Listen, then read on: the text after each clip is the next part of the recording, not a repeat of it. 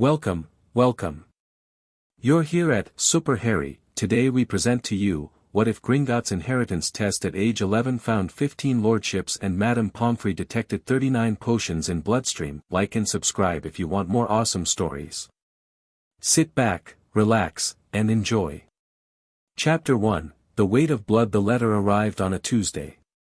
Harry Potter knew it was a Tuesday because Aunt Petunia always did the ironing on Tuesdays, and the rhythmic thump of the iron against the board had been the backdrop of his entire morning, that, and the smell of burnt starch, and the distant sound of Dudley's television rattling the walls from the living room.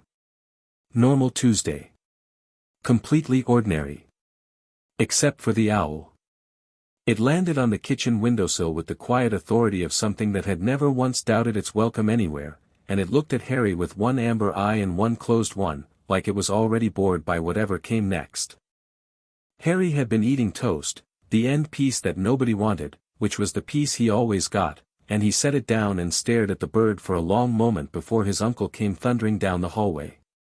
What followed was loud and unpleasant and left Harry standing on the pavement outside number 4 with a letter in his hand and a very clear understanding that if he'd been anyone else's child, someone would have called it abuse a long time ago. He read the letter twice.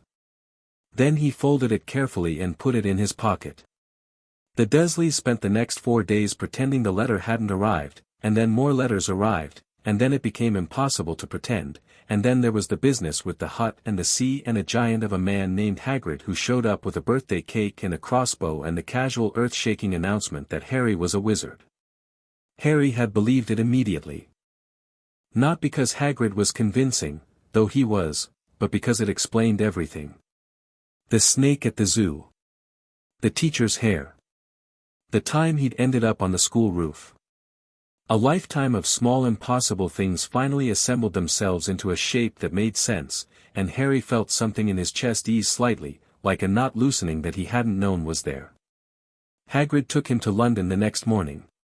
The leaky cauldron was dim and smelled like old wood and something fermented, and every head in the place turned when they walked in. Harry noticed this with the same flat attention he gave everything, the product of 11 years of watching Dudley's moods, reading Vernon's silences, anticipating Petunia's cruelties before they landed.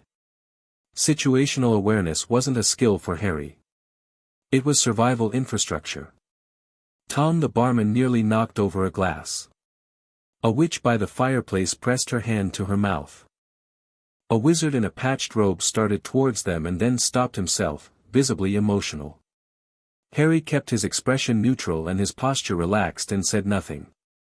Hagrid navigated the congratulations with the grace of a large man in a small space who desperately wanted to be somewhere else, and then they were through the back door and into Diagon Alley, and Harry's careful composure cracked for exactly 3 seconds at the sheer visual noise of it, the colored glass and the moving signs and the smell of caramel and something burning and something alive, before he reassembled himself and started paying attention. Gringotts first, Hagrid said, nodding at the white marble building that sat at the far end of the alley like it was judging everything within eyeshot. Safest place in the wizarding world. Never been a break-in. Well. He cleared his throat. Not a successful one. Harry looked at the building. Then he looked at Hagrid. Not a successful one, he repeated. Right. But unsuccessful ones have happened. Well. Hagrid's beard moved in a way that might have been a wince. There was one. A while back. Harry filed this away and followed Hagrid up the steps. The goblins at the entrance gave them the kind of look that suggested they had strong opinions about humans in general and were making an exception for nobody. Harry met the nearest one's eyes directly, which seemed to surprise it. Most wizards, he'd come to understand very quickly, didn't actually look at goblins. They looked in the direction of goblins, which was different.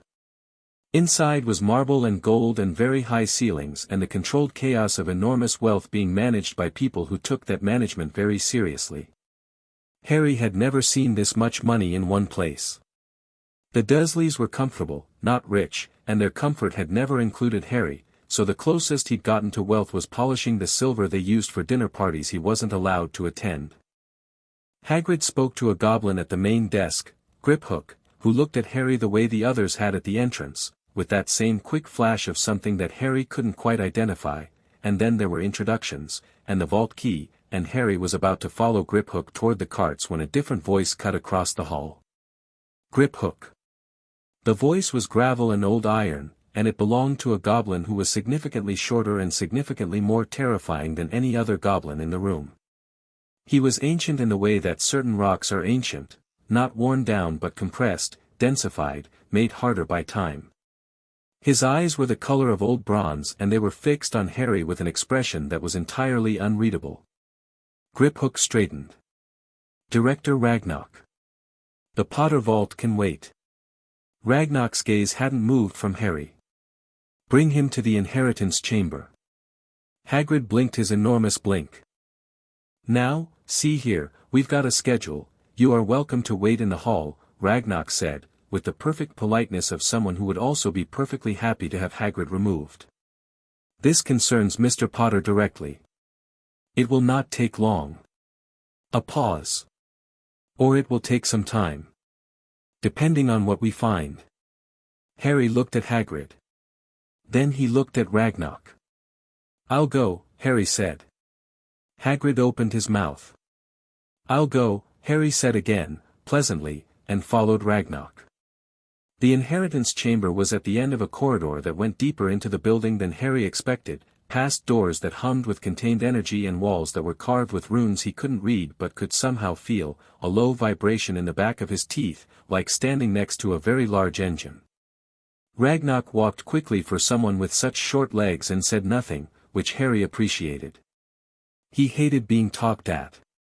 The room itself was small and round and very quiet. There was a stone basin in the center, about the size of a birdbath, filled with something that wasn't quite liquid and wasn't quite light.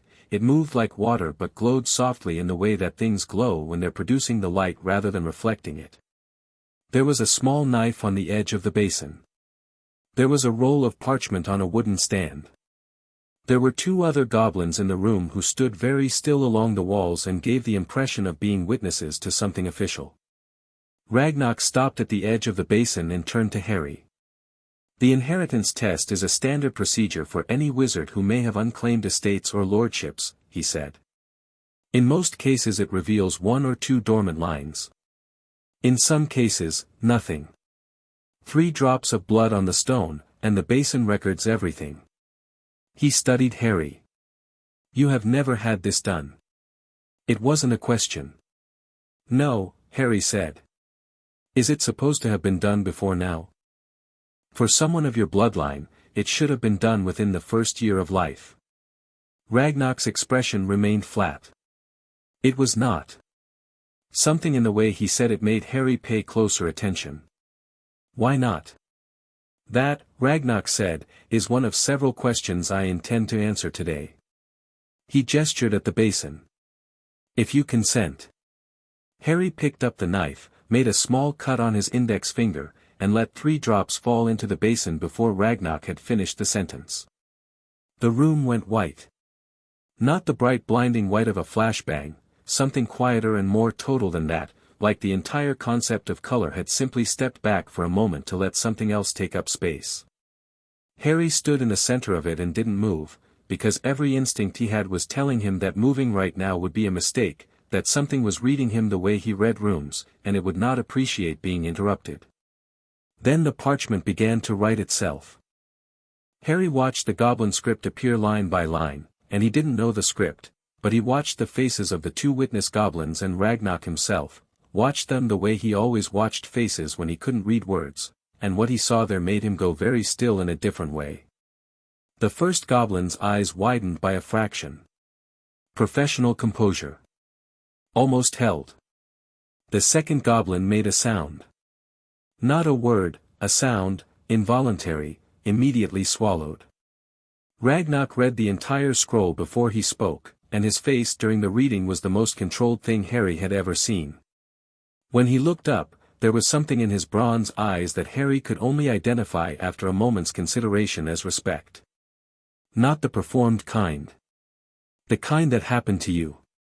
Harry James Potter, Ragnarok said, and his voice was different now, still gravel, still iron, but with something underneath it that might have been called careful.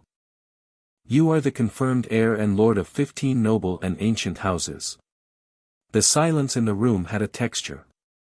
Harry kept his breathing even. 15. 15. Ragnarok unrolled the parchment slightly.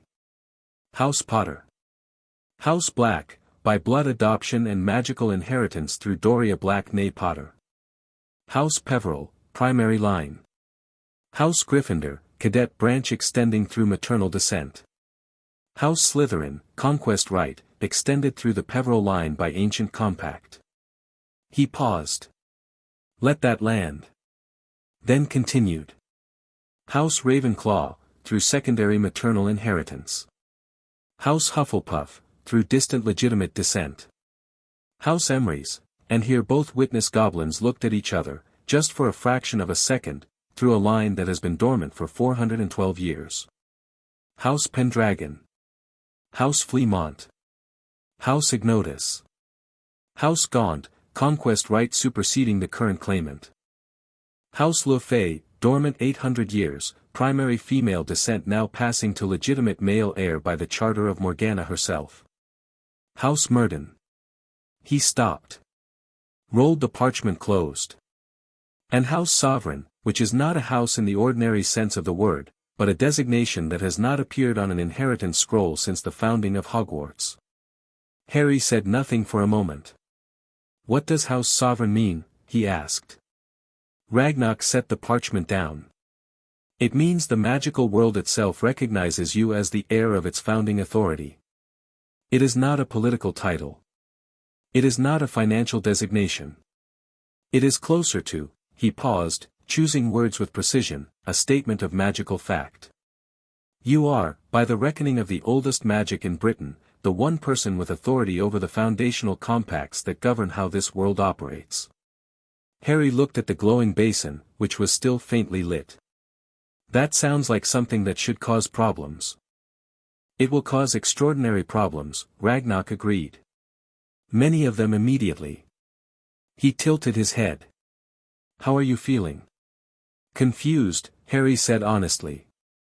But not overwhelmed. He thought about this. Should I be overwhelmed? Most people who receive even one lordship they weren't expecting need to sit down. Ragnarok's gaze was steady. You have received 15.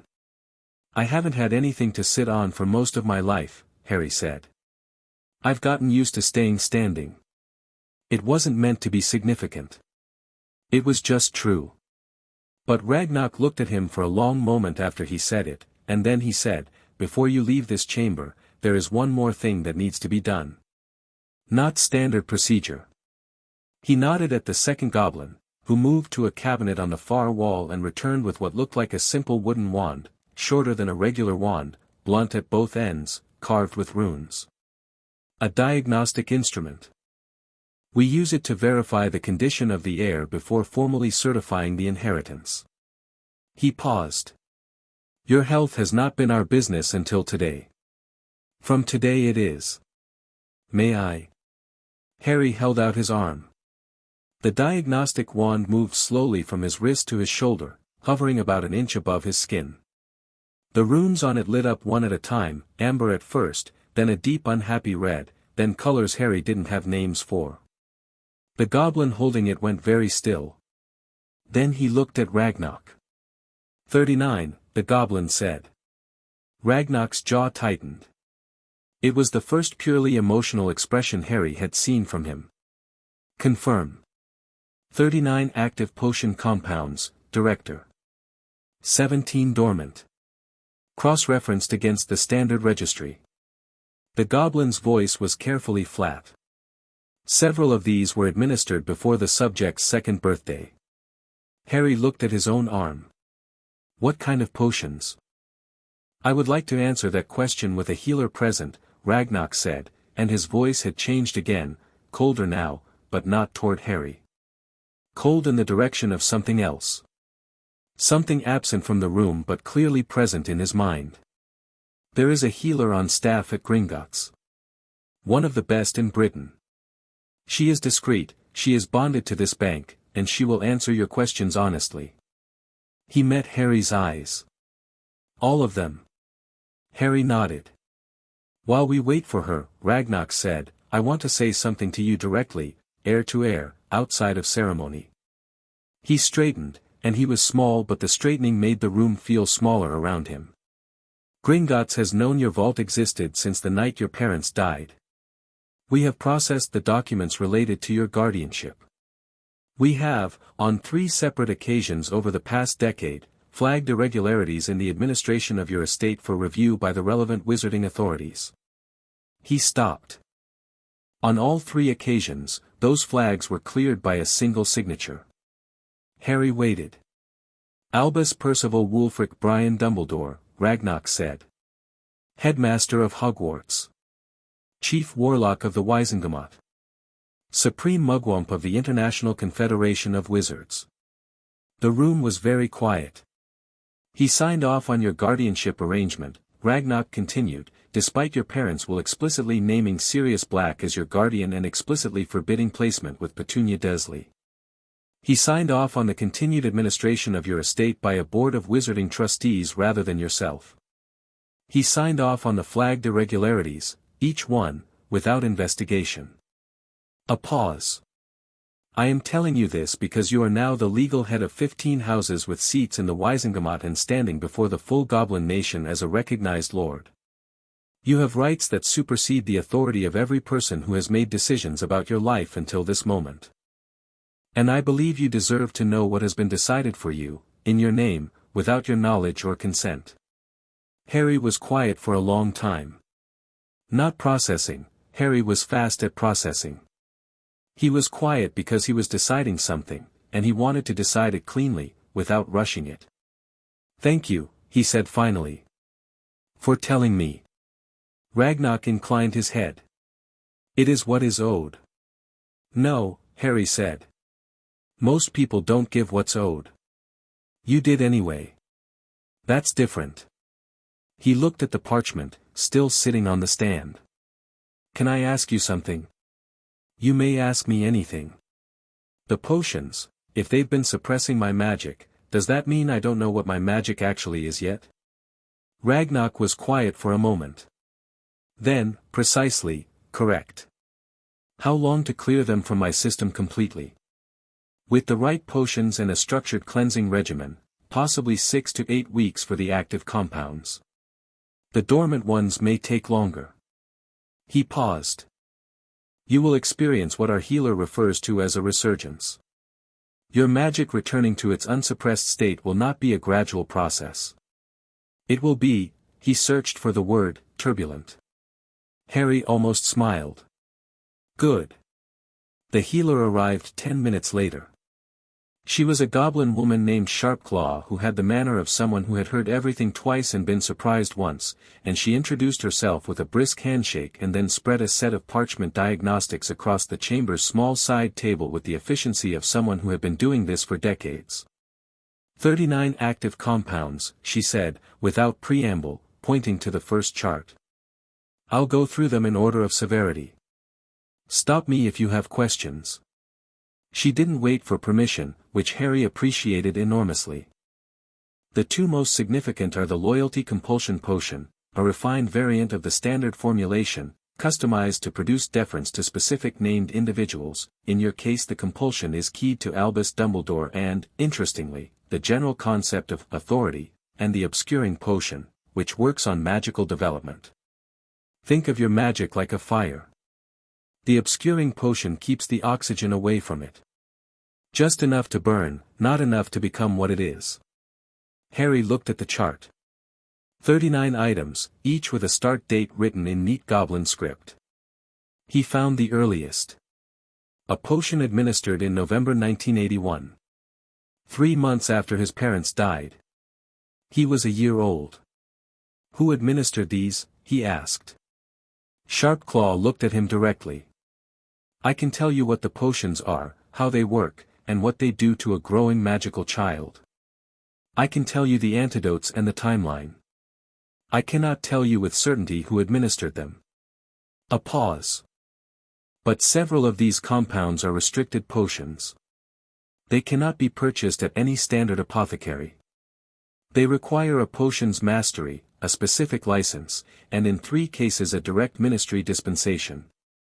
She let that sentence sit in the air. The list of people in Britain qualified to brew all 39 is very short. How short? Fewer than 10. Possibly fewer than 5. Harry nodded slowly.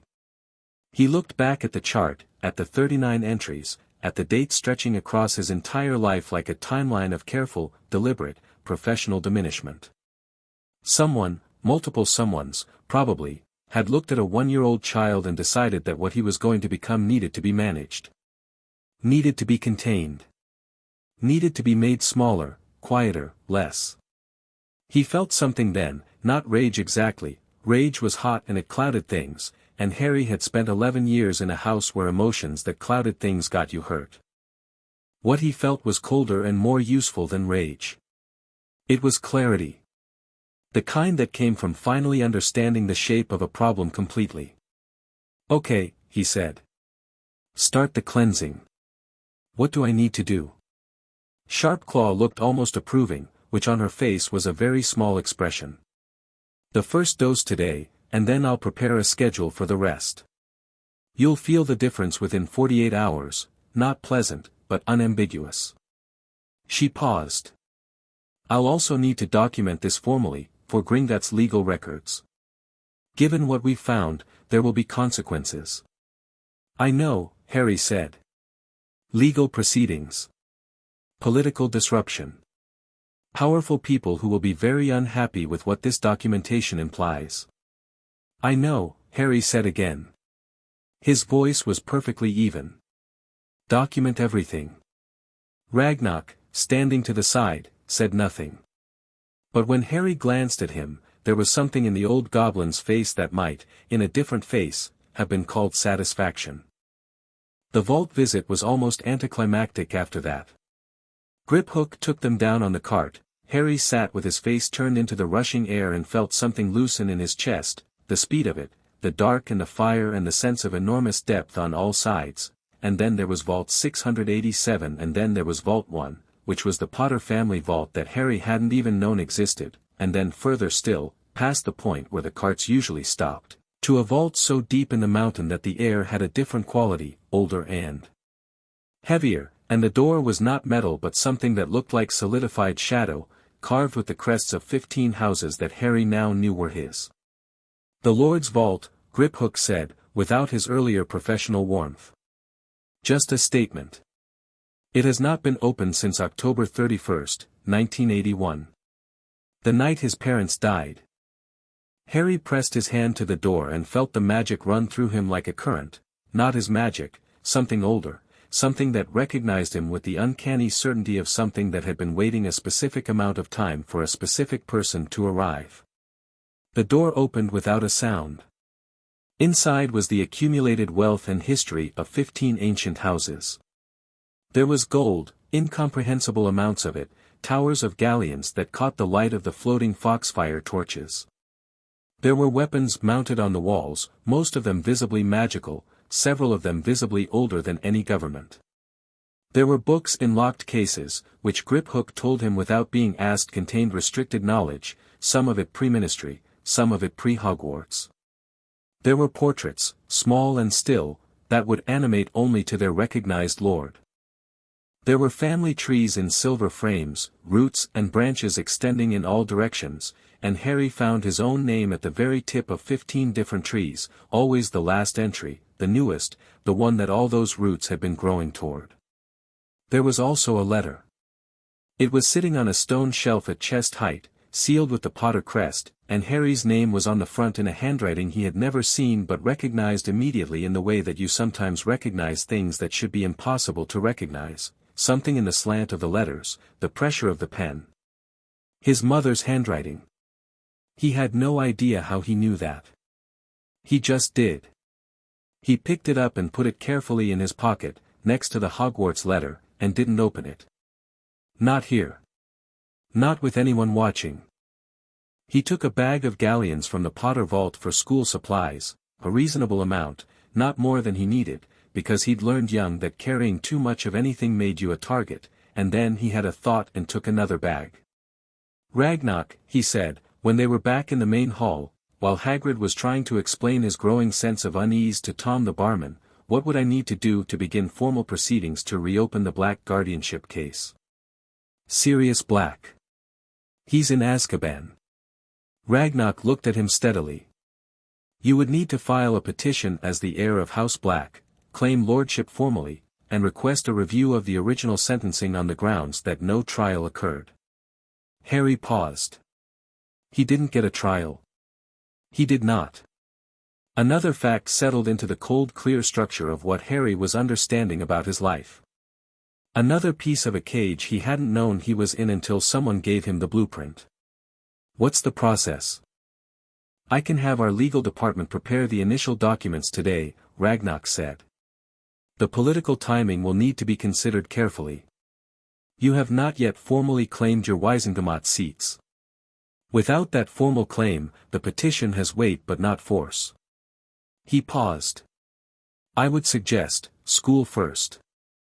Formal claim of seats at the winter recess. Sirius Black's case immediately thereafter. Harry considered this. You've thought about this already.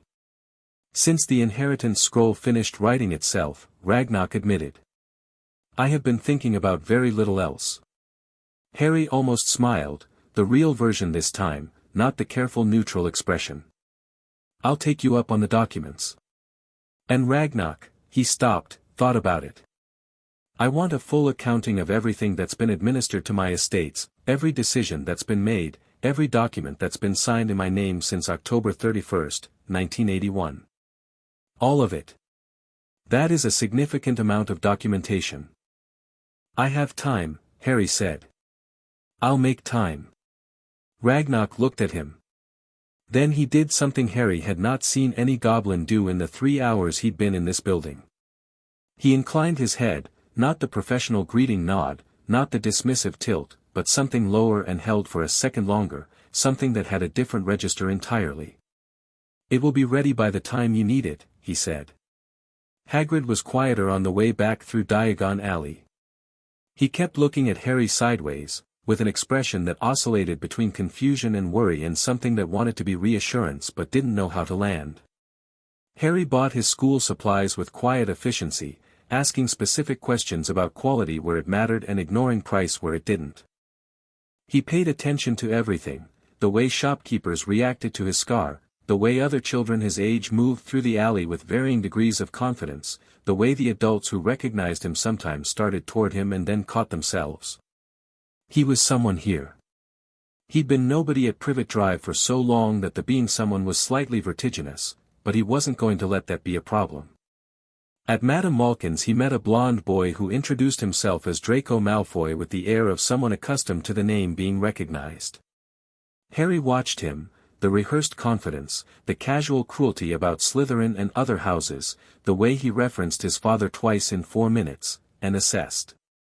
Not stupid. Not secure. The confidence was performative in the specific way that hid something uncertain underneath. I don't know which house I'll be in yet, Harry said pleasantly, when Malfoy made a comment about Slytherin being the only house worth being in. Well, it's obvious enough where you'll end up, Malfoy said. The famous Harry Potter, it'll be Gryffindor like his father, maybe, Harry said. He wasn't being difficult. He genuinely didn't know, and he found he didn't mind not knowing. We'll see. Malfoy looked slightly thrown by the lack of engagement. You should be careful about who you make friends with, he said. Some families aren't worth knowing. I'll keep that in mind, Harry said, and turned back to Madame Malkin, and didn't say anything else, and Malfoy left shortly after with the expression of someone who had expected a different outcome from the conversation. At Ollivander's, Harry spent 27 minutes trying wands. Ollivander himself was strange and bright-eyed and moved around his own shop like light moves through water, appearing suddenly and without warning. He measured Harry in places Harry hadn't expected and pulled wands from cases with the precision of someone who had a theory they were testing. The first 11 wands did nothing interesting. The 12th, Holly, 11 inches, Phoenix Feather, did something when Harry picked it up. Warmth up his arm and the foxfire lights brightening and a warm shower of gold and red sparks from the tip. But more than the warmth was something else, a resonance, a sense of being answered, and Harry stood with the wand and the wand stood with Harry, and for a moment everything in the shop was very still. Ollivander was staring at him with his enormous pale eyes. "Curious," he said. "Very curious." "What?" Harry asked. "That wand's brother," Ollivander said softly, "gave you that scar." He paused. "I wonder," he stopped himself. Started again. "The phoenix who gave the feather in your wand gave only one other feather." "Only one other wand." He seemed to be working something out in real time. "I have never seen a wand choose as quickly as this one chose you. Not with that particular feather." He looked up. "You are going to be extraordinary, Mr. Potter. One way or another." Harry bought the wand and thanked Ollivander, who seemed mildly stunned by the thanks, and then he was outside with Hagrid in the late afternoon light of Diagon Alley with his purchases in a bag and a new wand in his pocket and a letter from his dead mother against his chest. Hagrid bought him an ice cream, vanilla in a cone, and they sat on a bench outside Fortescue's, and Hagrid asked, with visible effort, whether Harry had questions about the inheritance test. "A few," Harry said. "But not for you." Hagrid looked relieved and then guilty about being relieved. Harry watched the alley. There were people glancing at him still, some of them doing the full stop-and stare, some of them just the quick sideways look with the recognition following a half-second later. A man in purple robes who'd been pointing him out to his wife. Two children who whispered. An old witch who pressed her hand briefly to her heart. He'd read about being famous. He understood the concept. What he hadn't anticipated was how strange it would feel to be famous for something that happened to him when he was 1 year old and had no memory of whatsoever. They were looking at him with all this weight, all this significance, and none of it was about him, not about who he actually was, because nobody in this alley knew who he actually was, and until 3 weeks ago neither did he. That thought was interesting enough that he sat with it for a while. He was 11 years old. He had 15 lordships and the magical strength of something that had been compressed for a decade and was about to expand, and a letter from his mother in his pocket, and for the first time in his life he had money and wand and the beginning of a very long list of questions that needed answers. He licked his ice cream. Vanilla. He'd never had ice cream before today. Technically, Dudley had ice cream at birthday parties, but Harry hadn't been a guest at Dudley's birthday parties. He'd been the person who cleaned up afterward. It was good. Simple and cold and real. "Hagrid," he said. "Yeah. Did you know? About the potions, I mean. About any of it?" Hagrid was very quiet for a moment. "No," he said, and it came out rough. "Swear on me, Mum." "I didn't know any of that, Harry." He stopped. "Dumbledore, he always said it was best, keepin' you with your family, keepin' you safe, and I believed him, I always." He stopped again, and his voice was slightly unsteady. "Are ya alright?" Harry thought about the honest answer to that question. "I will be," he said. "That's different from alright, but it's better than most things." He finished the ice cream. The evening was warm and the alley was golden in the late light, and somewhere above them an owl was circling on a thermal, patient and calm, waiting for whoever it belonged to. "I want to read my mother's letter tonight," Harry said. "Before anything else. Before I go back to Privet Drive." He paused. "Is there somewhere I can do that?" Hagrid, who was not a complicated man but was a fundamentally decent one, understood without needing it explained. He arranged a room at the Leaky Cauldron, paid for, private, no owls and no visitors, and left Harry there with his bag and his wand and the carefully folded envelope. Harry sat on the edge of the bed in the small yellow-walled room and looked at his name in his mother's writing for a long time. Then he opened it. He didn't look up again for an hour. When he did, his eyes were dry. He'd decided some time ago that crying was something he'd save for moments he was alone, which was always, so in theory he could always cry, but in practice the habit of containment was deeply installed, but his hands were not entirely steady. The letter was long and detailed and written with the specific urgency of someone who knows they might be writing against a deadline they can't identify. His mother had written it when he was 6 months old. She had suspected then that something was being arranged around them that wasn't right. She had named her suspicions in careful, precise language that felt, reading it now, like listening to someone who had been as good at reading rooms as Harry was. Better, maybe. She had named Dumbledore directly. She had named the potions she feared might be used. She had named Sirius, and Remus, and Frank and Alice Longbottom. She had written who she trusted and who she didn't and why for each. At the end she had written, "If you're reading this, something went very wrong. I hope you know by now how much I loved you. I hope someone who deserved your trust told you that. If not, I'm telling you now, you are the most extraordinary thing I have ever seen, and I don't mean the magic, though that will be remarkable. I mean you, Harry. Whatever they've done to try and shape you into something manageable, that isn't you. That's the cage. I want you to know the difference. Be the fire, not the smoke." Harry sat with that for a long time. Then he carefully folded the letter, put it back in the envelope, put the envelope in the inside pocket of his jacket closest to his chest, and straightened up. He felt clean. Not better, not fixed, not healed, those were processes not moments, but clear. Like the first drop of an antidote had already hit something fundamental. He picked up his wand from the bedside table and felt the warmth of it again, that answering resonance, and he thought about what Sharpclaw had said about fire and oxygen, and about what his mother had written at the end. Outside the window, Diagon Alley was settling into its evening, the lights coming on shop by shop, the crowd thinning, and somewhere in the white marble building at the end of the road, Ragnarok's legal department was preparing documents that would begin, quietly and then very loudly, to dismantle a cage that had taken a decade to build. Harry Potter set his wand on the table, opened his trunk, and began to plan.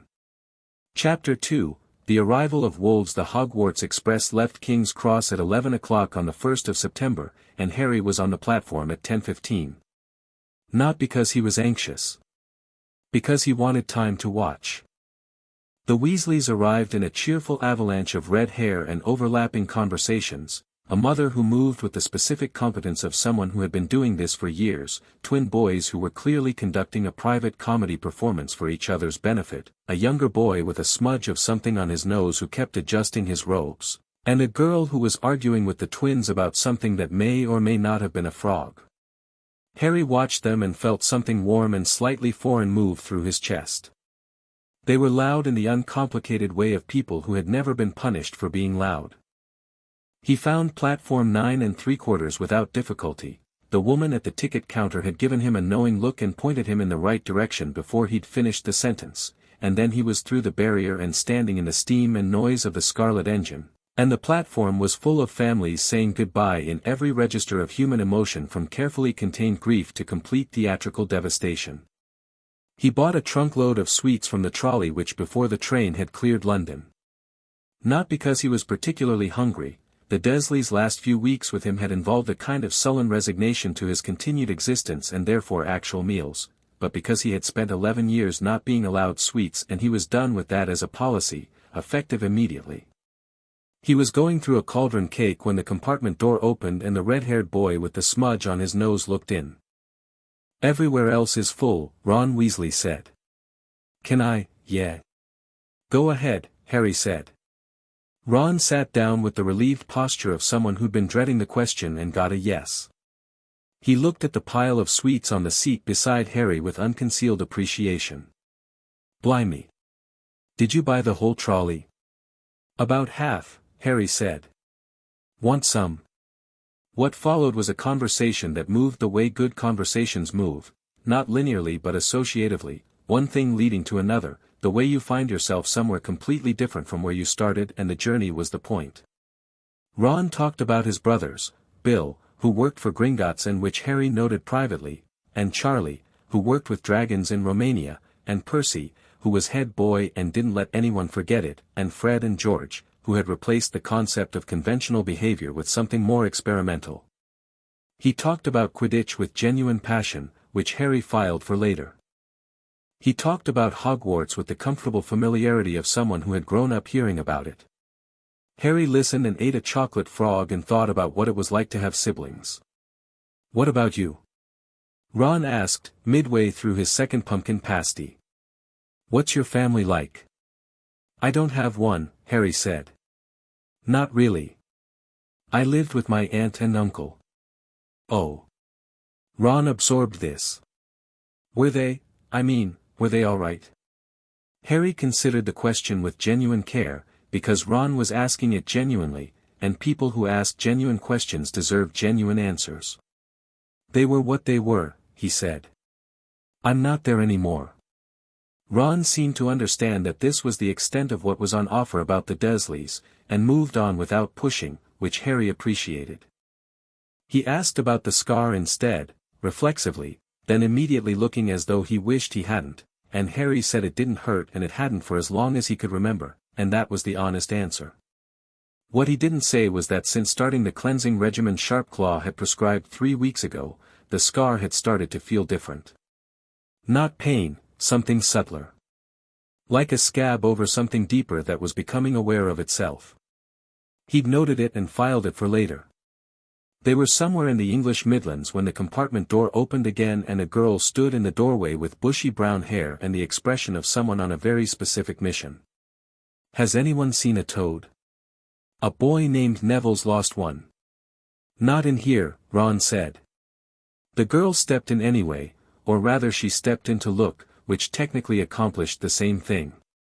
Her eyes moved around the compartment quickly and professionally, the way Harry's did. He noticed this with mild interest. "I'm Hermione Granger," she said, to both of them and neither specifically. "You're Ron Weasley, I read about your family in modern magical history, and you're Harry Potter." She said his name not with the breathless recognition he'd been getting from adults all summer but with the straightforward certainty of someone confirming a hypothesis. "I know who you both are. I hope you don't mind." She looked at Harry more directly. "I've read a lot about you. Well, about the story. The books about you are quite inaccurate, by the way. I checked the original sources and most of it is extrapolation." "Good to know," Harry said. He tilted his head slightly. "What original sources?" She blinked. Clearly she'd expected a different response to that. "Wizarding historical records, mostly. The Hogwarts archive has limited access but I wrote ahead and they let me review the public portions. And there's a book called Blood and Legacy by Mabius Finch Fletchley that cross-references most of the major magical events of the last century with primary documentation." She paused. "It's quite dry but it's the most accurate thing I found." "Have you read The Ascendancy of the Ancient Houses?" Harry asked. "By Rowena Perot?" Another blink. "Longer this time." "I haven't heard of that one. It's in the restricted section normally, but I have a copy." He watched her try not to look too interested and fail. "You can borrow it if you want. After I'm done." Hermione Granger sat down in the compartment, not next to Ron, who was giving the whole exchange the expression of someone watching a conversation in a foreign language, and said, "What's in it?" "The legal and magical framework behind the old lordship system," Harry said. "The founding compacts. The Wisengamot seat structure as it was originally designed versus how it operates now. Some of it's pretty surprising." "How did you get a copy?" Harry thought about the Lord's vault and the locked bookcases and Ragnarok's librarian, who had spent 2 weeks pulling volumes that might be relevant to Harry's new situation and sending them via Gringotts secured owl. He'd spent the last 3 weeks reading at a pace that alarmed even him, but then the potions clearing from his system had been doing things to his ability to absorb information that he didn't have a framework for yet. He read something once and it stayed. Not just the words, the structure of the argument, the connections to other things, the implications.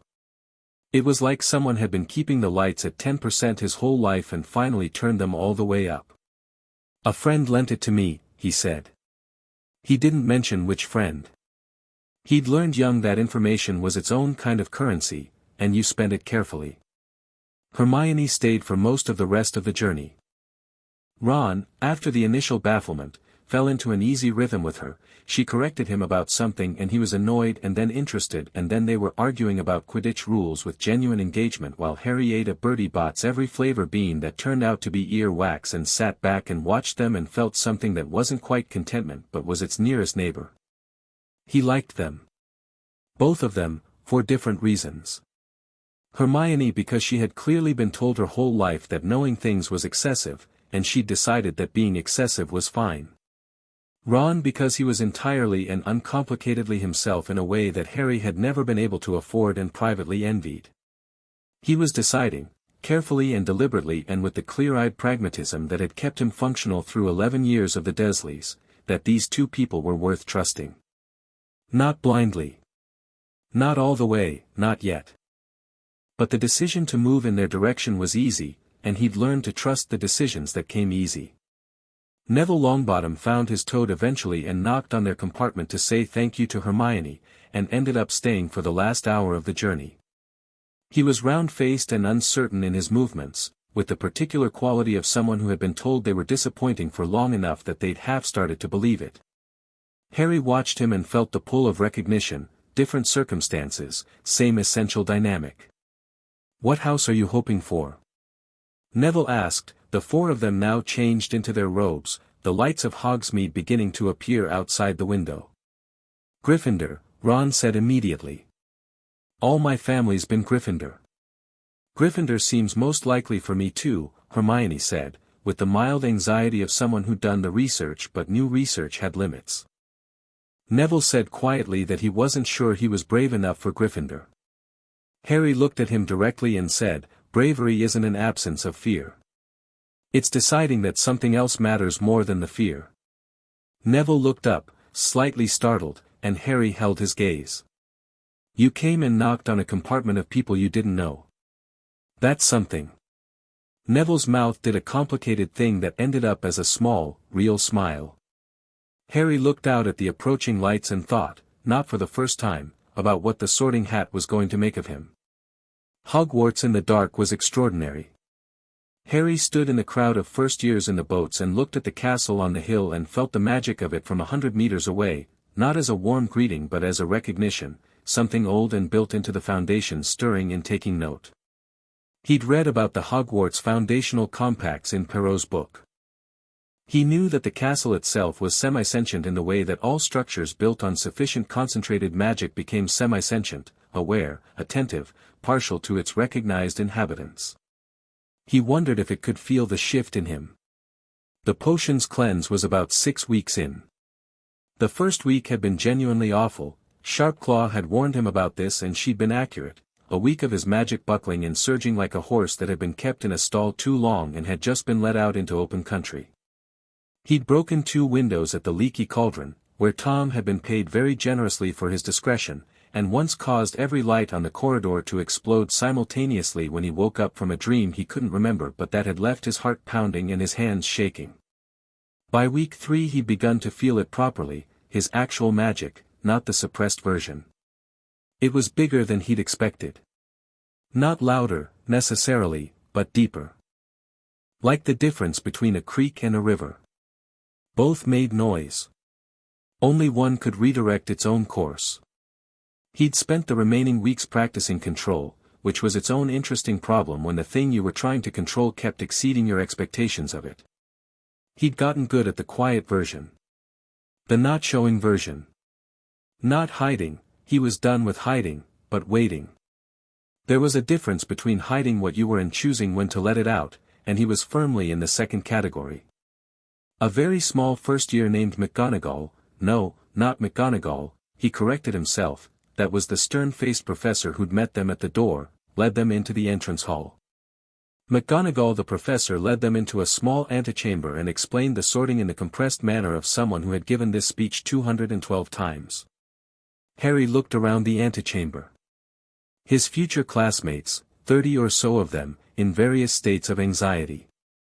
He recognized Draco Malfoy near the back, flanked by two boys who had the body language of furniture placed strategically rather than people with independent views. He recognized the Weasley twins' younger brother's hair on Ron beside him.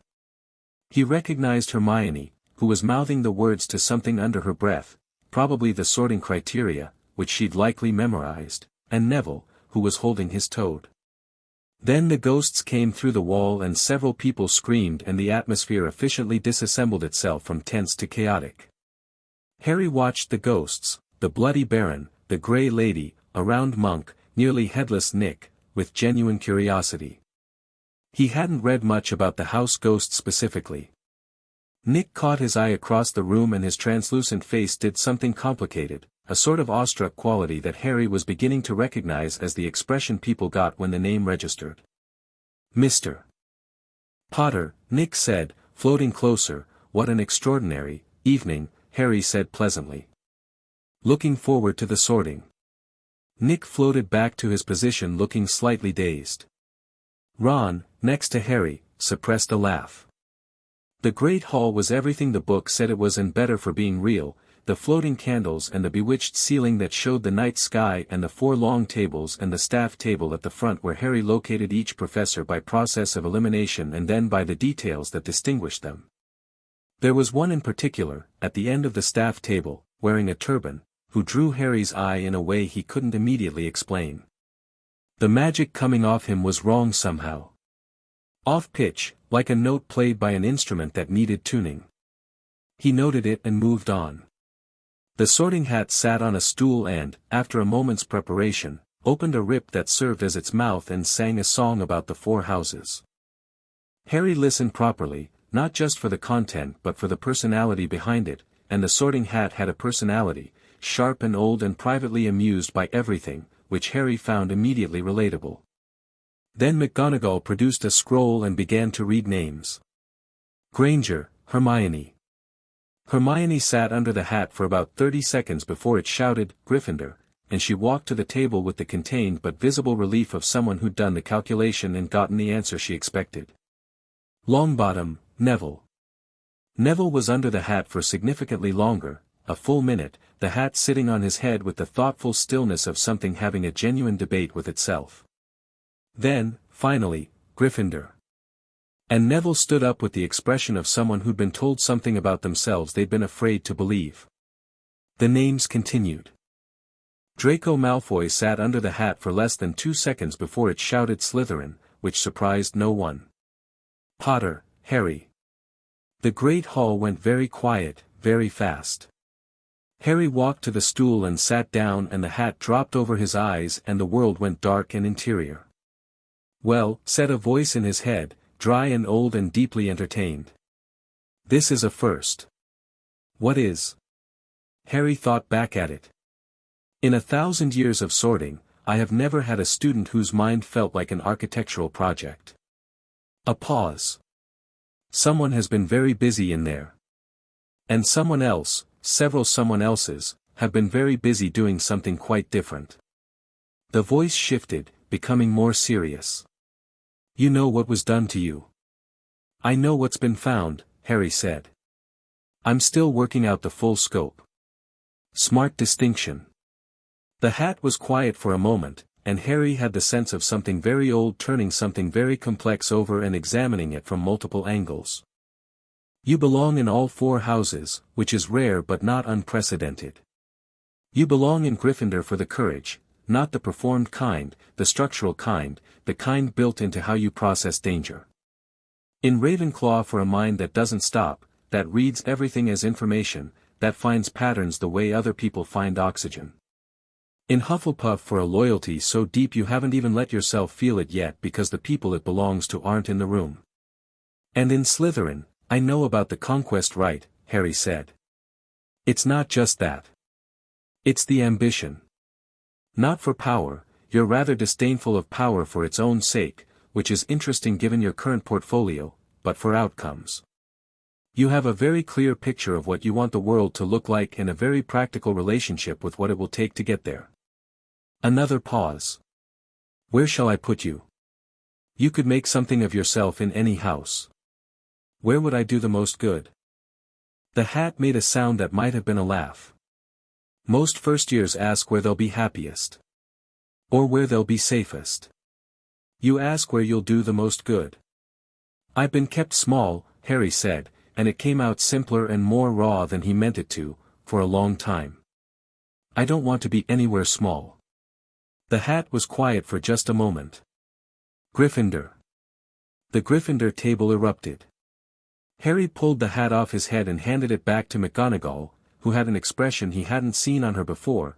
The professional composure was intact, but something behind it was not, something that looked like she was working very hard to stay in the professional register. He met her eyes for just a second.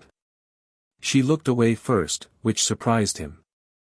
He walked to the Gryffindor table and sat between Hermione and Neville, across from Ron, and the table's welcome was loud and warm and physical, people he didn't know clapping him on the back and saying his name with the breathless enthusiasm of people who'd been telling his story for a decade before he arrived to be in it. He smiled. The careful neutral smile.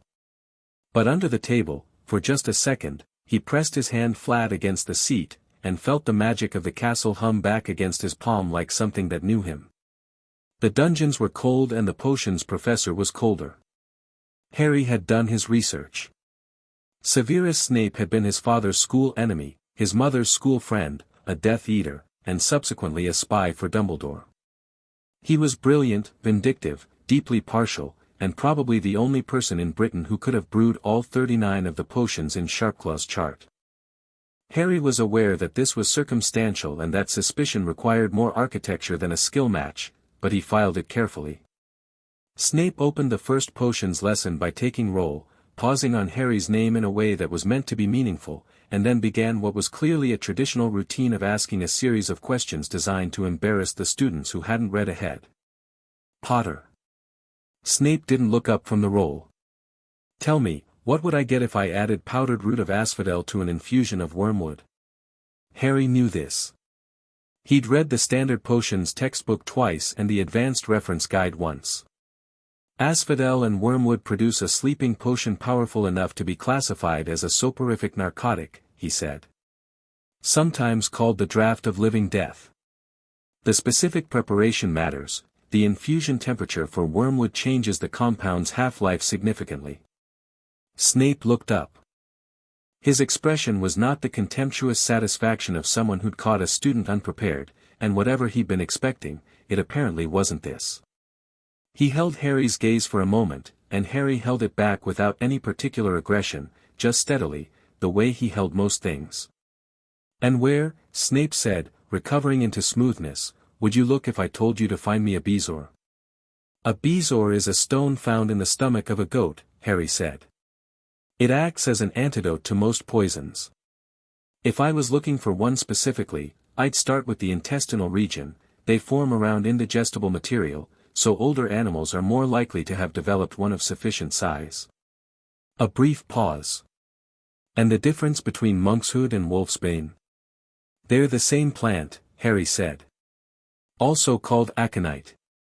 Monkshood is the common name, wolfsbane the traditional, aconite the botanical. The preparation method determines whether it's primarily a poison or primarily a potion component for wolfsbane potion specifically. He paused. Which is used to manage lycanthropy, though manage is perhaps generous, it makes the transformation less violent but doesn't prevent it. Snape was fully still.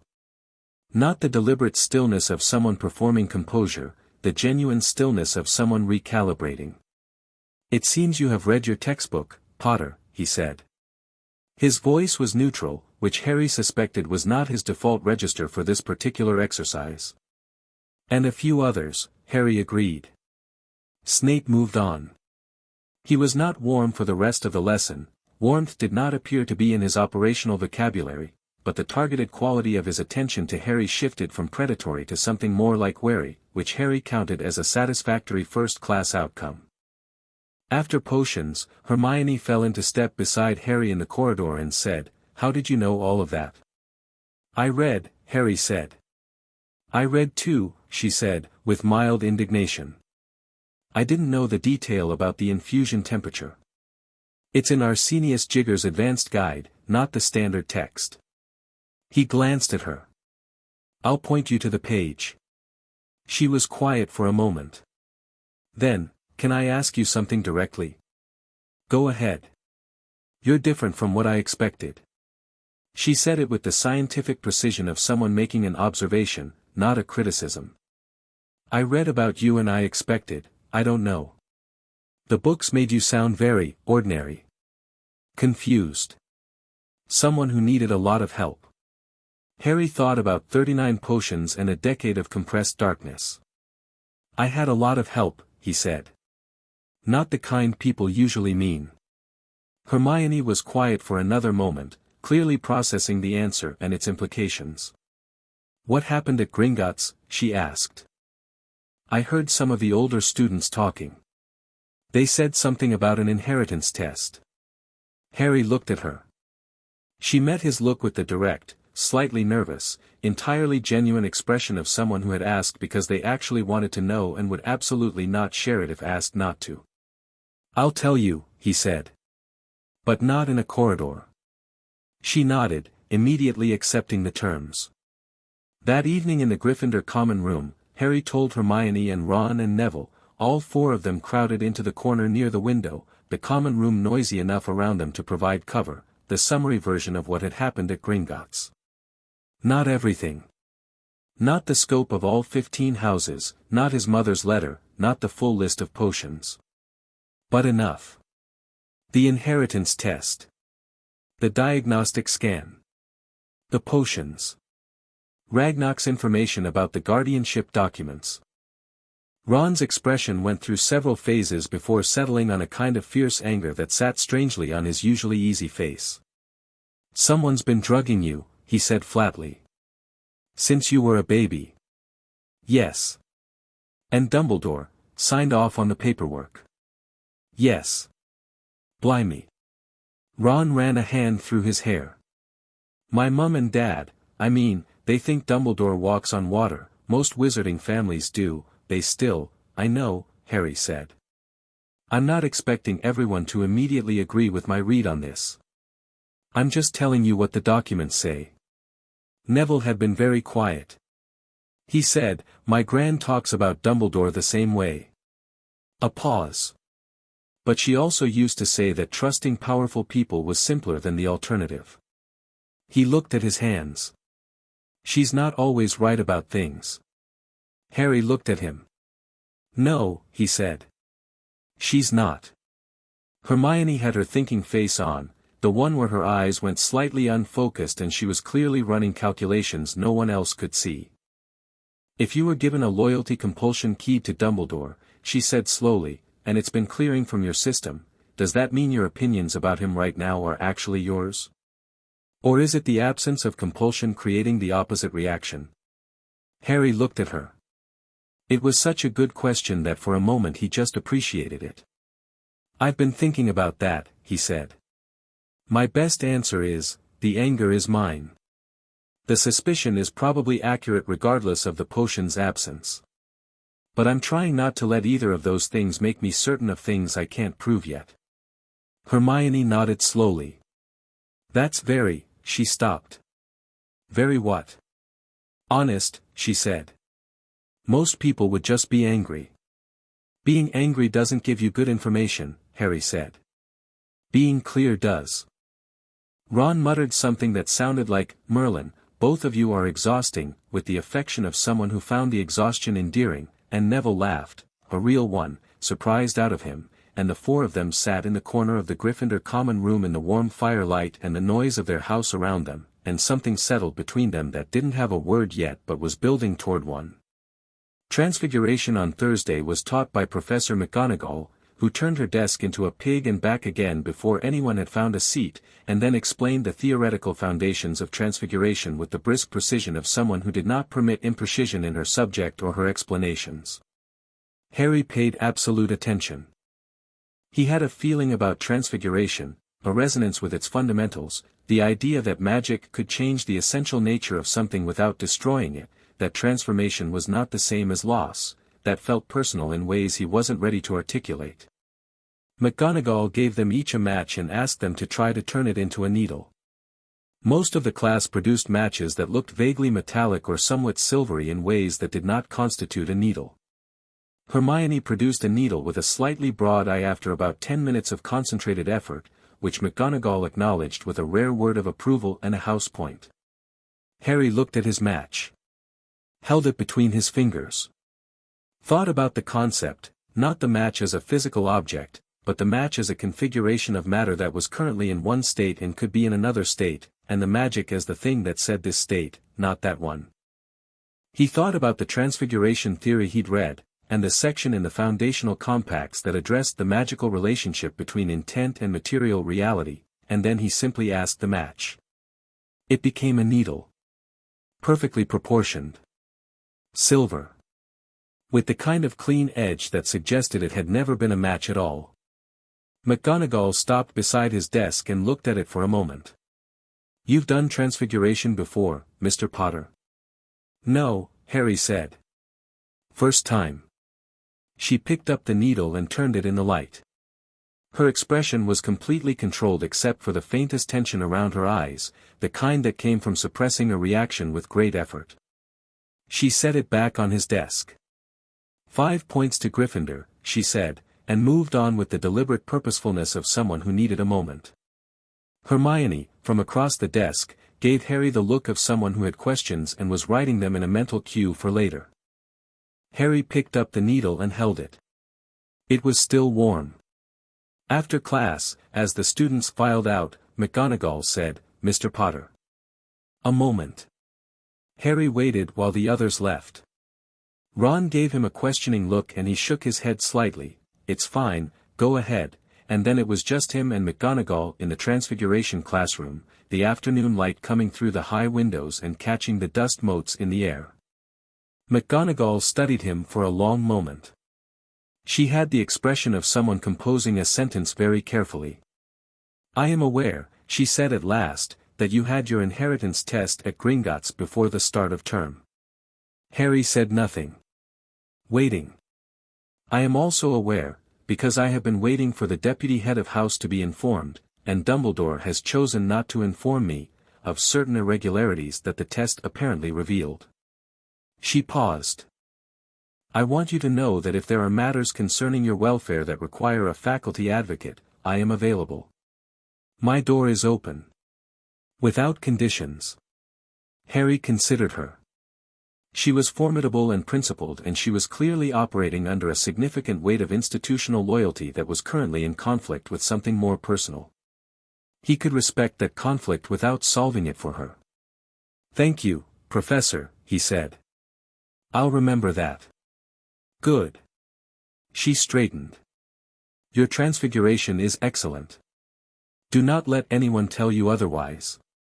"I won't," he said. He meant it.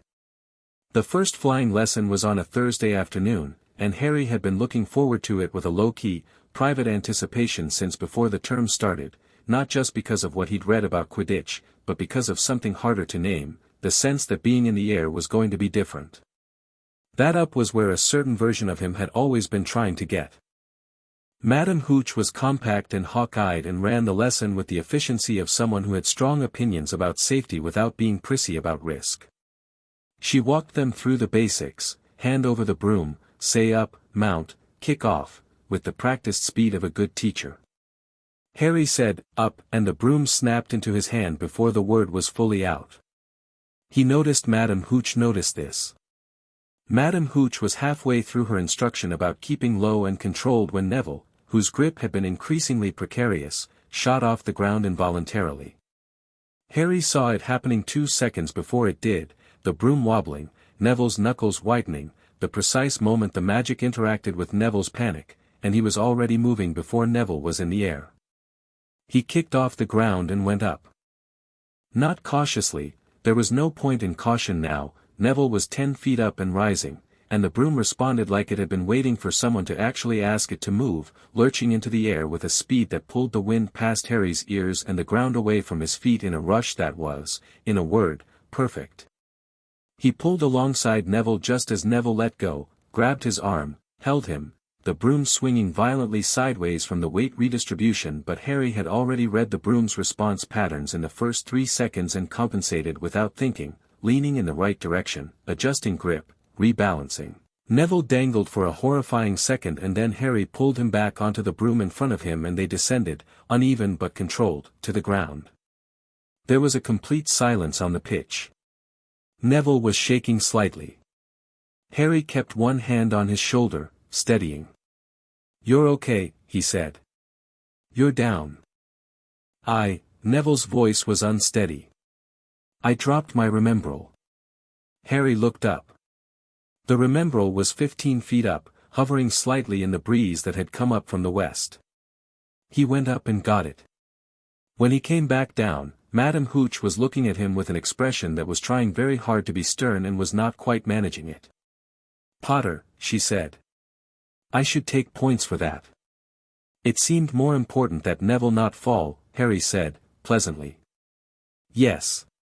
Madame Hooch looked at him for another moment, and then at the way he was sitting on the broom, completely at ease, one-handed, the kind of ease that came from either a long relationship with something or a natural aptitude that was genuinely embarrassing to witness, and said, "I need to speak to Professor McGonagall." Class dismissed.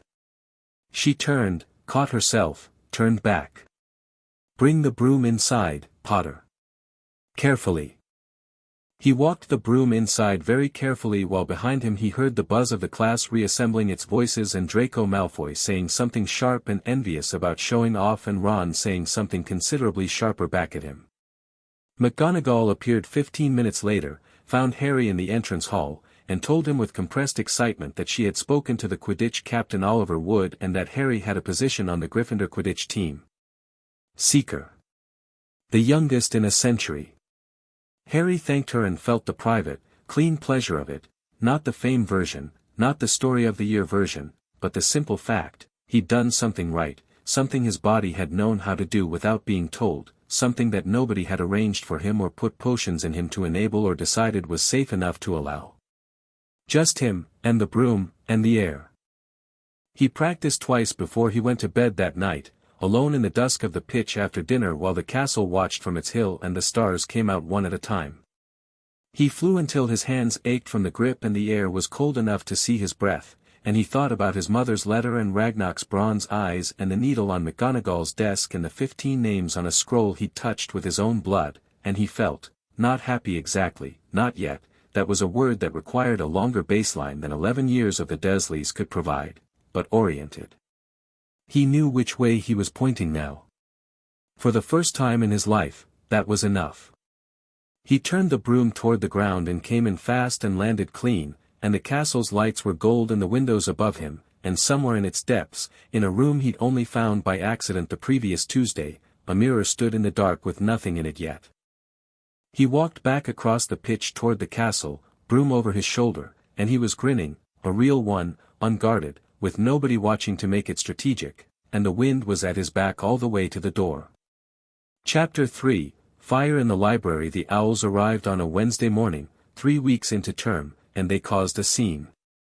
Not because owls at breakfast were unusual, the Great Hall was routinely crossed by wings and parcels, but because there were 7 of them, all large, all official, all bearing the Gringotts seal in deep red wax, and they landed in a neat line in front of Harry's breakfast plate with the coordinated precision of something that had been choreographed. The Great Hall went progressively quieter as people noticed. By the time the 7th owl had landed, the Gryffindor table had stopped eating entirely. Harry calmly moved his pumpkin juice to make room, took the first letter, broke the seal, read it, set it aside, took the second. Hermione, beside him, was making a heroic effort not to look. Ron, across the table, had abandoned the pretense entirely and was watching with open fascination.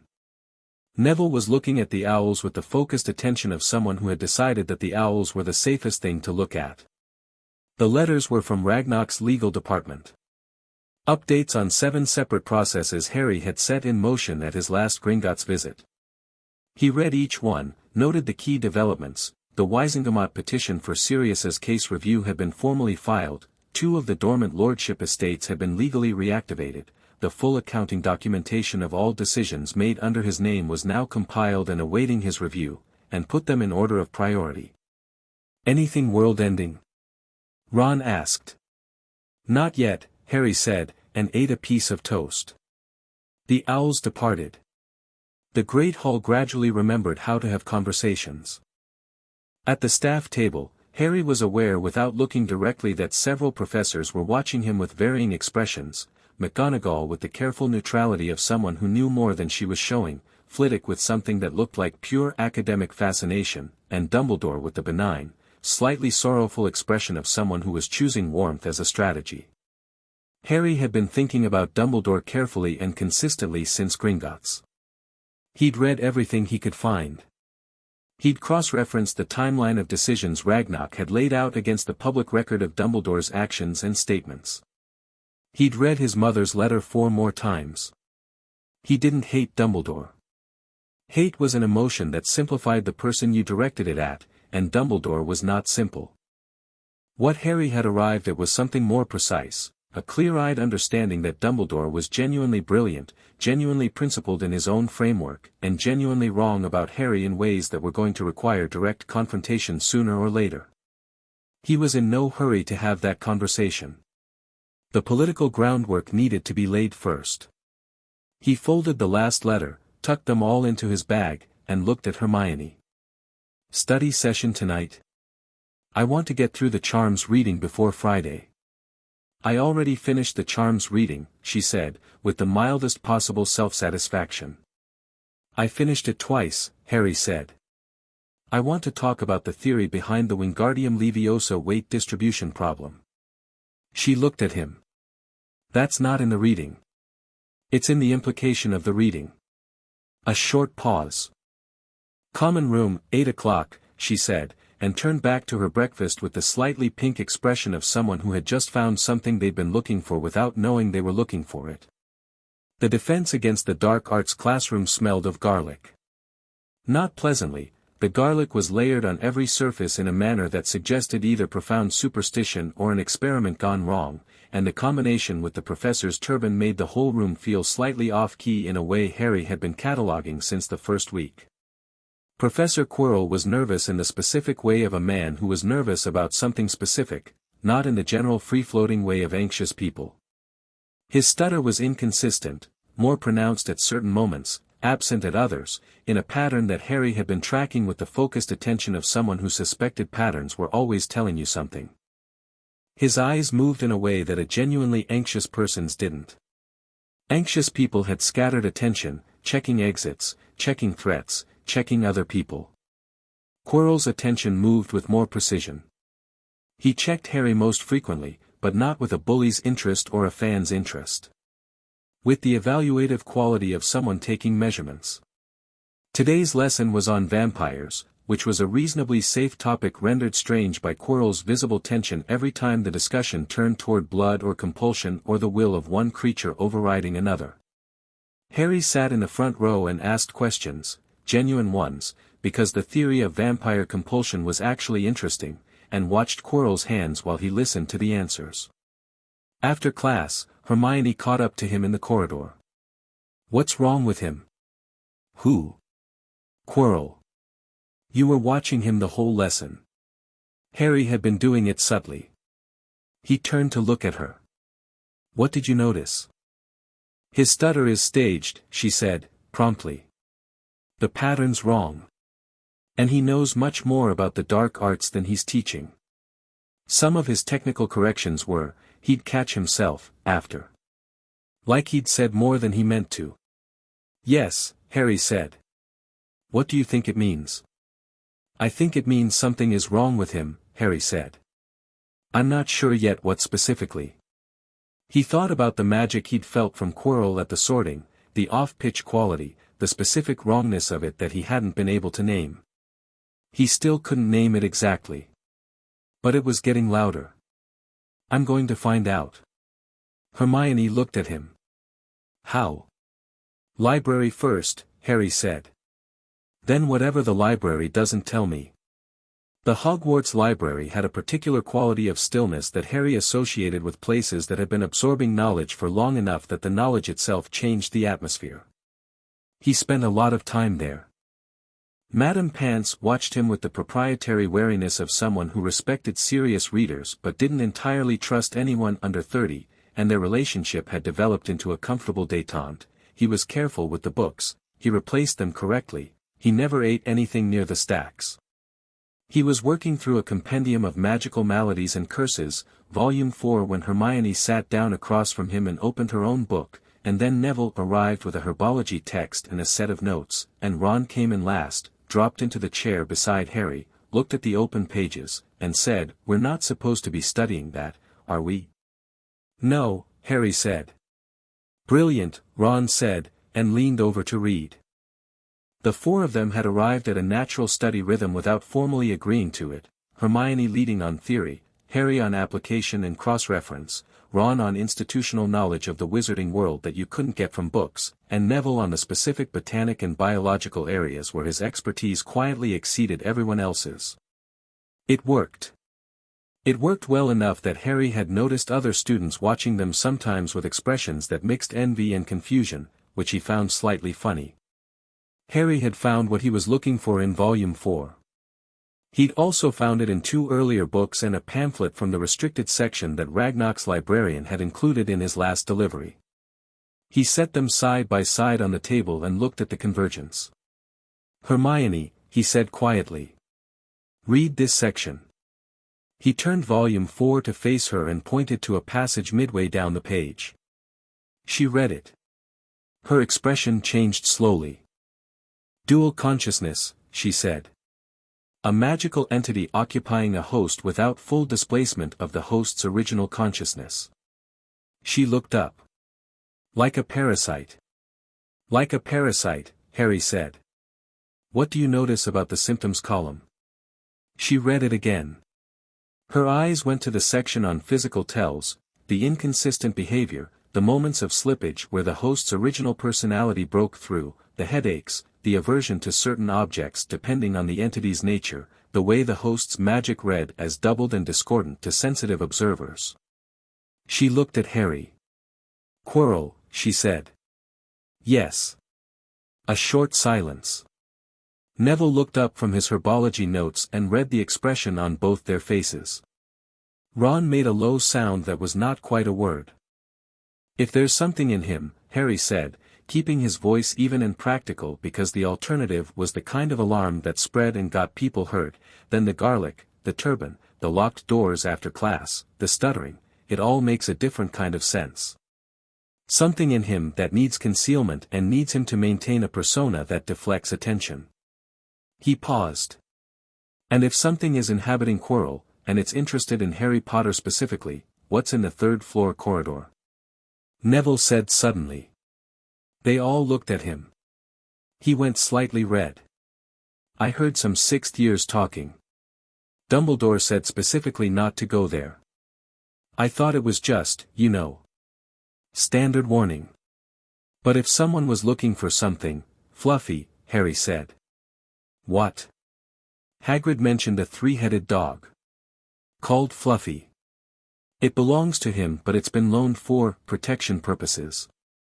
Harry had noted this the first time Hagrid mentioned it, 2 weeks ago, and had been waiting for a second data point before connecting it. Here was the second data point. Something's under the trapdoor that Fluffy is guarding. Something worth putting a 3-headed dog over. He looked at the compendium. And something has sent Quirrell to Hogwarts. Possibly to get that thing. The library was quiet around them. Someone in the next row dropped a book and Neville flinched. Ron said, "We should tell a teacher." "Possibly," Harry said. "The question is which one." "McGonagall," Hermione said immediately. "McGonagall will take it to Dumbledore," Harry said. "And if Dumbledore already knows, if he set this up deliberately, which seems likely given what I know about how he operates, then warning him is the same as showing him our hand before we know his." "You think Dumbledore is setting a trap," Ron said slowly. "I think Dumbledore operates in very long games," Harry said. I think he set something valuable in a location where it could be reached, and he's waiting to see if someone tries. I just don't know yet if that someone is supposed to be me." He paused. "Given everything else Ragnarok told me, I'm not willing to assume it's not." Hermione was quiet for a long moment. Then, "What are we going to do about Quirrell?" "Watch," Harry said. "And make sure we're not watching from behind." He closed the compendium and returned it to its place and checked the remaining books back to Madame Pants, and the four of them walked out into the corridor and back toward the castle proper in the early evening with the sense of something having shifted between them, a shared understanding, a shared problem, the particular weight of knowing something you can't unknow. The resurgence hit on a Friday. Not the full version. Sharpclaw had said the full resurgence would come around the 8-week mark and they were at 7.5, which meant Harry had been expecting something soon, but a precursor, a pressure test of what was coming. He woke at 3 in the morning with his magic in a state he could only describe as insistent, a word that made no sense as a description of magic and was nonetheless exactly right. Like it had things to do and was done waiting for permission. He got dressed and went to the room of requirement. He'd found the room by accident in the second week, following a corridor that seemed different on the third pass than the first, noticing the way the castle directed attention if you let it. He hadn't told the others about it yet. He wasn't sure why, except that certain things needed to be processed alone first. The room was exactly what he needed, a large open space with a high ceiling and no breakables and thick walls that absorbed sound. He stood in the center of it and held his wand and let his magic do what it had been waiting to do. For the first 2 hours, it was chaos in the best possible sense. His lumos burned like sunlight. Every transfiguration exercise he'd been doing at a fraction of his actual capacity suddenly operated at a scale that left him staring at a stone floor he'd turned to glass, and then silk, and then briefly, bewilderingly, water before he reasserted the stone. Summoning charm, the far wall slightly cracked from the force of the object he'd called Wingardium Leviosa. The paving stone he levitated went through the ceiling and he had to summon it back and check that the room had simply adjusted, which it had. He was laughing by the third hour. Not from happiness specifically, from the sheer physical fact of it, the magic running through him like something that had been held still for too long and was now in motion, the way your muscles ached pleasantly after a run you'd been putting off. By 5 in the morning he had control. Not full control was going to be an ongoing project, but the working control of someone who understood the scale of the thing they were working with and had a good practical relationship with its edges. He went back to the dormitory as the sky was going gray and slept for 2 hours and woke feeling like himself in a way he still hadn't gotten used to, the absence of the potion fog so clean and total that he noticed it fresh every morning. He didn't tell anyone about the 3 in the morning session.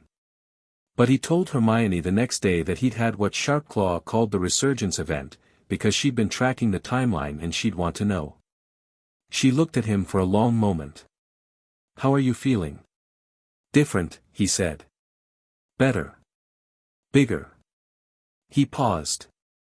"I'm not sure that's the right word." "More yourself," she offered. "Yes," he said. "More myself." "That's exactly right." She nodded and went back to her charms theory, but he caught the expression she wasn't performing for anyone, relieved, and glad, and private in the way of someone who'd been quietly worried and was glad not to be worried anymore. The first confrontation with Snape happened outside the library on a Thursday, which felt appropriate. Harry had been checking out 3 books, one on advanced potions theory, one on the properties of magical blood, one on curse removal techniques, and was in the corridor when Snape appeared from the direction of the staff room with the deliberate and precise movement of someone who had chosen this moment specifically. "Potter," he said. "A word." Harry stopped and turned. He waited. Snape looked at him with those dark eyes that missed very little. He said, "I have been informed that Madame Pomfrey conducted a diagnostic scan on you before the start of term." A pause. "Through private Gringotts channels, which is unusual." "It is," Harry agreed. "The results were shared with Gringotts' legal department," Snape continued, and his voice was careful in a way that had several possible explanations. "Not with the school medical staff. I made that choice, yes. May I ask why?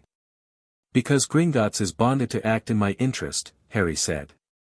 I wasn't certain who else that applied to. Snape was quiet for a moment. The torchlight in the corridor threw his face into angles and shadows, and Harry watched him with the steady attention he gave everything and let the silence sit without filling it. What was found in the scan, Snape said slowly, has implications that extend significantly beyond your personal situation. I'm aware. Several of those compounds are restricted, Snape said. The brewing of them would require a potion's mastery, Harry said. A specific license. In 3 cases a direct ministry dispensation. He let that land. Yes. I know the list is very short. Gringotts' healer told me. Something moved through Snape's expression that Harry couldn't quite categorize. It wasn't guilt, exactly. It wasn't innocence either. It was something more complicated than both, which was, Harry noted privately, somewhat informative. I did not administer those potions, Snape said, with a precision that suggested the words had been chosen very carefully. I want to be clear about that. Okay, Harry said. Snape seemed to expect more, protest, or challenge, or the emotional reaction that most people would be having in this conversation. Harry gave him none of it.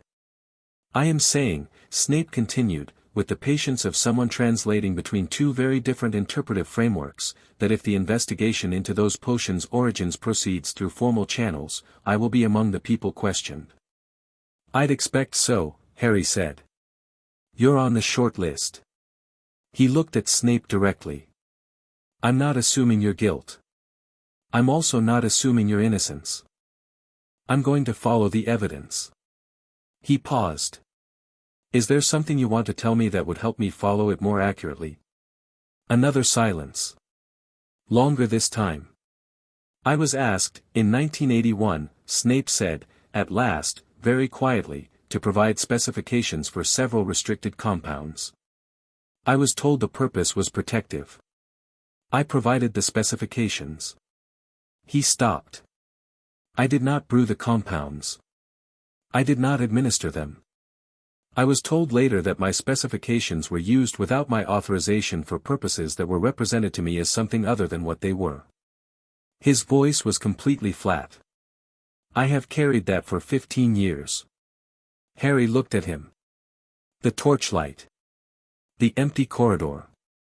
This bitter, brilliant, complicated man with his dark eyes and his 15-year wait. Thank you for telling me, Harry said.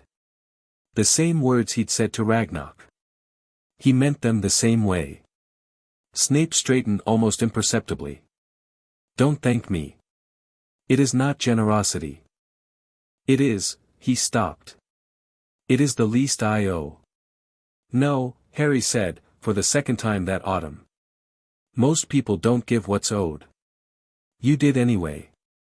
He walked past Snape toward the stairs, and Snape didn't call after him, and neither of them looked back, and in the specific quality of that silence there was something that was not friendship and was not forgiveness and was not trust, not yet, but was the first careful stone of a foundation that might eventually hold all 3. Charms class with Professor Flitwick was, consistently, the best hour of Harry's week. Not because Flitwick was the warmest professor, McGonagall was, despite the apparent contrary evidence, but because Charms operated at the intersection of theory and instinct in a way that suited Harry's particular magical character, and because Flitwick was the only professor who taught as if he expected to be surprised by his students, and therefore occasionally was.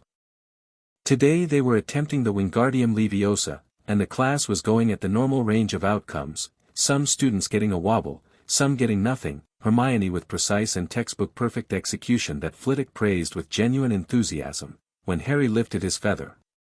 The problem was not the spell. The problem was that with the resurgence event still fresh in his system, his sense of scale was slightly recalibrated, and he applied what felt like a small amount of force and the feather shot to the ceiling and stayed there. Not drifting. Stuck. With enough force behind it to flatten against the plaster. Flitwick turned from Hermione and looked at the ceiling. Then at Harry. Then at his wand. Then at the ceiling again. "Mr. Potter," he said, climbing on his stack of books, "could you perhaps retrieve that?" Harry brought the feather back down. Slowly, carefully, with the specific effort of someone turning a tap from full to barely on. It descended with the measured grace of something that was making a real effort to behave. Flitwick looked at the feather for a long moment. Then he looked at Harry with an expression of pure, uncomplicated academic excitement. "Stay after class, please," he said, and turned back to the lesson with the slightly elevated energy of a man who had just had a very interesting idea. After class, Flitwick shut the door and hopped back up onto his stack of books and looked at Harry with his bright little eyes. "Harry," he said, using the first name with the warmth of someone to whom formality was a tool not a default, "I am going to ask you directly, have you been practicing?" "Yes," Harry said. "Quite a lot." "How much is quite a lot?" "Several hours a day," Harry said. "Privately?" Flitwick was quiet for a moment.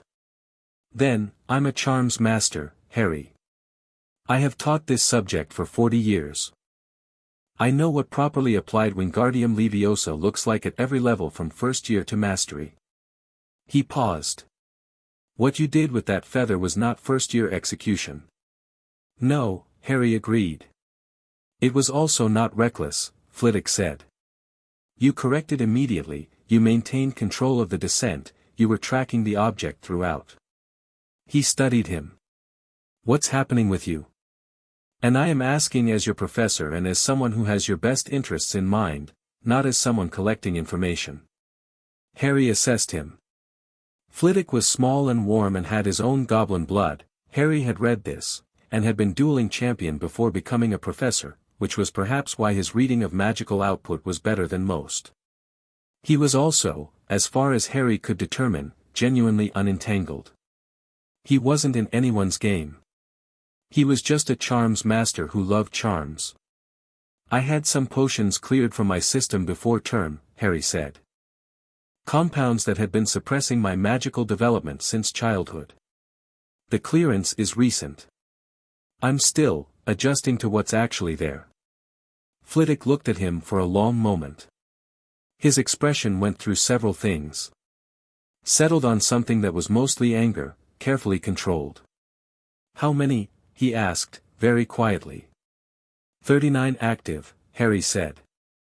17 dormant. Flitwick made a sound. Low and sharp, in the back of his throat, the kind of sound that people made when something landed that they weren't ready for. He sat down heavily on the edge of his desk and looked at his hands for a moment. "I am so sorry, Harry," he said. "Genuinely." "Thank you," Harry said. Flitwick looked up. "What I can do, what I want to offer, is this: I will give you advanced reading material and I will conduct individual sessions with you, twice a week, after hours. Not extra lessons in the sense of remediation. The opposite. I want to work with what you actually have, not what the first-year curriculum is designed for." He paused. "You'll still attend class with your year group, important for other reasons. But in these sessions," he stopped, recalibrated. "I expect to learn as much as I teach. I want you to understand that. This isn't charity." "I know," Harry said. "Thank you." "Don't thank me," Flitwick said, which made Harry almost smile, because it was the same thing Snape had said, and the symmetry was funny and sad in equal measure. "Just come prepared." The Halloween feast was loud and orange and draped in so many enchanted bats that Neville flinched every time one swooped too close. Harry ate and listened to the noise of the hall and thought about the 7 Gringotts letters from that morning and the documents waiting for his review and the conversation with Snape and Flitwick, and Ron was telling a long story about something Fred and George had done to Percy's prefect badge, and Hermione was laughing, actually laughing, not the careful controlled version she used with people she didn't know yet, but the real thing, slightly surprised out of her, and for a moment Harry just let himself be in it. At the table. In the hall. With these people he'd chosen and who had chosen him back. Then Professor Quirrell slammed the doors open. He came in at a run, which Harry had never seen him do, and his turban was askew and his face was white to the lips, and he shouted in a voice that stripped every trace of stutter from it, "Troll, in the dungeons, thought you ought to know," and fainted dramatically. The hall exploded. Dumbledore restored order with calm authority and sent the prefects to lead the students back to their dormitories. Harry moved with the Gryffindor group, watching Quirrell's prone form as they passed, noting the complete relaxation of the body, the specific posture that wasn't unconsciousness but its careful impression, and then he heard Hermione say, in a low, tight voice, "Hermione's not at the table." He stopped. Ron was already looking alarmed. "She's been in the girls' bathroom all afternoon," he said. "She was upset about, someone said something, the girls' bathroom on the second floor." Harry said. "Yes." Harry was already moving. He went quickly and quietly, against the flow of students heading upstairs, cutting through the side passage behind the armor gallery, and Ron had caught up to him by the great hall entrance and Neville was right behind Ron in the slightly baffled manner of someone who had decided that these were his people and this was therefore his problem. They smelled it before they saw it. The troll was enormous, 12 feet if it was an inch, gray-skinned and reeking with the specific odor of something that did not wash, and it was in the second-floor bathroom and Hermione was pressed against the far wall with her mouth open in what had apparently been a scream but had frozen there, because screaming at something 12 feet tall was, in the end, a limited strategy. The troll hadn't seen them yet. It was examining the sink taps with the focused interest of something that found new objects confusing. Ron grabbed a tap from a broken fixture and threw it at the back of the troll's head. The troll turned. Harry was already moving. Not with the panicked improvisation of someone who didn't know what they were doing, he moved with the calm deliberation of someone who had, in a room of requirement at 3 in the morning, practiced very specific spell applications for exactly this kind of scenario, because that was the kind of person Harry was. The kind who looked at a world with dark corridors and guarded trapdoors and wrong magic professors and decided that being prepared was not paranoia, it was just good arithmetic. He got in front of Hermione and pointed his wand at the troll and cast. Not Wingardium Leviosa. Not a charm that would lift and hold. He cast the binding variation of the immobilization charm, not standard first-year curriculum, technically third year, but Flitwick had slipped him the theory 3 days ago, and it hit the troll in the legs and rapped and the troll went down like a building falling, the floor shaking with the impact, tiles cracking, a sink exploding off the wall from the peripheral shockwave. The dust settled. The troll was on the floor, legs bound, thrashing with a considerable amount of ineffectual force. Harry kept his wand on it. His heart was going fast, which was normal. The body had opinions about 12-foot trolls, and those opinions were expressed biochemically, but his hands were steady. He heard Hermione make a sound behind him. Not a scream, more like a long exhaled breath that had been waiting to get out. Ron said, "Bloody hell." Neville said, very quietly, "That's not supposed to be possible." "That spell, I mean. Not for us." "I know," Harry said. The door burst open and McGonagall arrived at a speed that was extremely impressive for her age and her robes. Behind her was Snape, and behind Snape was Quirrell, who had apparently recovered remarkably quickly from his fainting spell, and whose eyes moved immediately and specifically to Harry in the way that eyes moved when they were looking for damage. Harry noted this. McGonagall looked at the troll. Then at the crack in the wall where the sink had been. Then at the 3 first-years standing in a row. "Explain," she said, in a voice so controlled it could have cut glass. Ron explained. He was a good explainer, he had the storyteller's instinct for timing and emphasis, and his version hit the key facts in the right order. Harry watched the professors during the explanation. Snape's gaze went between Harry's wand and the bound troll with the assessing look of a man recalculating something. Quirrell watched Harry. McGonagall's professional composure was doing a lot of work. 5 points each to Gryffindor, she said at last, in the tone of someone who had several other things to say and was choosing not to. For presence of mind. And an extraordinary amount of foolishness. She looked at Harry specifically. "A word, Potter. Tomorrow morning." Before breakfast. Of course, he said. She was still looking at him with the particular expression that she'd had since Transfiguration, the carefully managed version of something that kept trying to be bigger. He held her gaze. Behind them, the troll strained against the binding. Snape raised an eyebrow at the quality of the charm work, a small, involuntary expression, genuinely informative, and said nothing. Quirrell said, in a voice with just a fraction less stutter than usual, "Most impressive, Mr. Potter. You must teach me that binding variation." Harry looked at him. Full, direct, unhurried. "Of course, Professor," he said. "Any time." The smile he offered was entirely pleasant and revealed absolutely nothing, and Quirrell held his gaze for just a moment too long before looking away, and in that moment Harry was certain as he'd been of anything, that whatever was in Quirrell was afraid. Not of the spell. Not of Harry specifically. Of being seen. The conversation with Hermione that night was quiet and real in the way that things were real when they happened in the aftermath of fear. They were in the common room, late, just the two of them. Ron and Neville had gone to bed, worn out, and the fire was low and the room was otherwise empty. Hermione had her knees pulled up on the chair and her hair was still slightly disarranged and she was holding a mug of something hot that one of the older students had pressed on her, and she said, "I want to apologize for being in the bathroom and putting you in that situation." "You didn't put me in a situation," Harry said. "A troll put us in a situation." "I was hiding," she said. "Because someone made a comment and I let it get to me." She paused. "I'm not used to people who see things the same way I do. And today someone said something particularly cutting about me being, showing off, or thinking I was better." She stopped. "I don't think I'm better than anyone. I just like knowing things. I don't understand why that's offensive." "It's offensive because it makes people feel inadequate," Harry said. "That's not your problem to manage."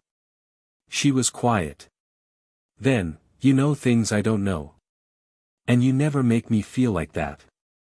"Because I'm not interested in being above you," Harry said simply.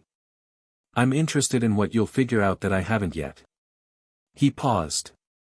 "Which is a lot. Give it time." Hermione looked at him over the mug. Her expression was doing the thing again, the unguarded one. "What happened in there," she said, "with the troll?" "That binding spell, third-year curriculum normally," Harry said. "I know," she said. "I read ahead." A pause. "Harry. You did it perfectly. On a full-sized mountain troll. Under pressure." He looked at the fire. "I practiced." "When?" 3 in the morning, he said. "Sometimes 2. I don't need much sleep anymore, not since the cleanse." He glanced at her. "The room of requirement. Have you found it?" She blinked. "The what?" He told her about it. Her face went through several stages of fascinated disbelief and ended at the expression she got when she'd found something she wanted to immediately go and look at. "Tomorrow," he said. "I'll show you." "Tonight, tomorrow," he said, firmly. "You had a 12-foot troll tonight. Sleep first." She looked like she was going to argue, and then she didn't, which was a kind of progress in itself, and she said, "Fine. Tomorrow. And then, thank you. For coming." "Always," Harry said. He said it without thinking, without strategy, without examining it first. It came out simple and clean and he meant it in the full weight of the word and they both knew it, and neither of them made it complicated, and the fire burned low and the common room was warm and quiet. The second message from Ragnarok arrived the following morning, separate from the routine updates. It was sealed with both the Gringotts crest and the Potter Lordship seal, the latter Harry had registered as his primary active seal, and it contained a single page. The formal Wizengamot petition for Sirius Black's case review had received a response. Fudge had declined to review it. Harry read the letter twice. Set it down. Ate his breakfast. Thought. Then he wrote back to Ragnarok, a 3-paragraph letter that outlined exactly how he planned to proceed, not petitioning the Waisengemot through the minister, but claiming his seats directly, invoking the ancient right of emergency session that had not been used in 40 years, and presenting the case for Sirius's review as a matter of noble house standing rather than a ministerial request. An ancient right that superseded the minister's authority entirely. He sealed the letter with the Lord's seal and gave it to the Gringotts owl that had waited with the patience of a professional. Hermione watched him write the letter and send it and said nothing until it was gone. Then, what just happened? Fudge said no, Harry said. And that means? We do it a different way, Harry said. She looked at him. You don't look upset. No, he said. I expected it. He picked up his fork again. Fudge saying no is actually useful. It establishes, officially, that the normal channels failed. That matters for what comes next. He glanced at her. You'll understand better after Christmas. What happens at Christmas? The Waisengemot session, he said. I'm going to claim my seats. Hermione stared at him. You're 11, she said. I know, Harry said. It'll be interesting. And somewhere at the end of the staff table, Dumbledore looked down at the letter that McGonagall had quietly placed in front of him, a summary note from the Waisengemot Registry Office about an emergency session petition, and his expression remained warm and thoughtful and composed, and he folded the letter and put it in his robes, and only someone watching very carefully would have noticed that his hand, just for a moment, was not entirely steady. Harry was watching. Chapter 4. What Gringotts knows. The carriages to Hogsmeade Station ran on the last day before the winter holidays with the usual noise of students in various states of excitement, trunks and owls and the particular energy of people about to be released into their own lives for 3 weeks. Harry sat in a carriage with Ron and watched the castle recede through the window and thought about the last 3 months. He'd learned a great deal. About Hogwarts, about magic, about the people in his life. He'd learned that Hermione worked best when she had a problem that required both research and action, that Ron's institutional knowledge of wizarding politics was actually sharper than his casual manner suggested, that Neville was quietly becoming someone who surprised himself on a regular basis and hadn't quite caught up to the fact yet. He'd learned that McGonagall respected directness and rewarded it. That Flitwick was the best teacher in the building. That Snape was complicated in ways that were going to take time to fully map. That Quirrell was a problem that was getting more urgent. He'd also learned, in the private room at 3 in the morning and in Flitwick sessions and in the long nights of reading, what his magic actually was. Not its full extent, he wasn't sure that had an extent, exactly, or if it did he hadn't found it, but its character. It was patient and enormous and very precise when he asked it to be, and it had a specific affinity for the transformational, transfiguration, charms, anything that involved changing the state of something, that Flitwick had described as extraordinary and immediately started designing individual exercises to develop. It was also, increasingly, responsive to his emotional state in ways that the cleanse had apparently intensified. Not explosively, not out of control, he'd gotten good at the quiet version, but attentively. The magic paid attention to what he felt. When he was angry, it sharpened. When he was calm, it deepened. When he was frightened, which was rare, and he processed it fast, it got very, very still and very precise, like something that had decided that the situation required more accuracy and less force.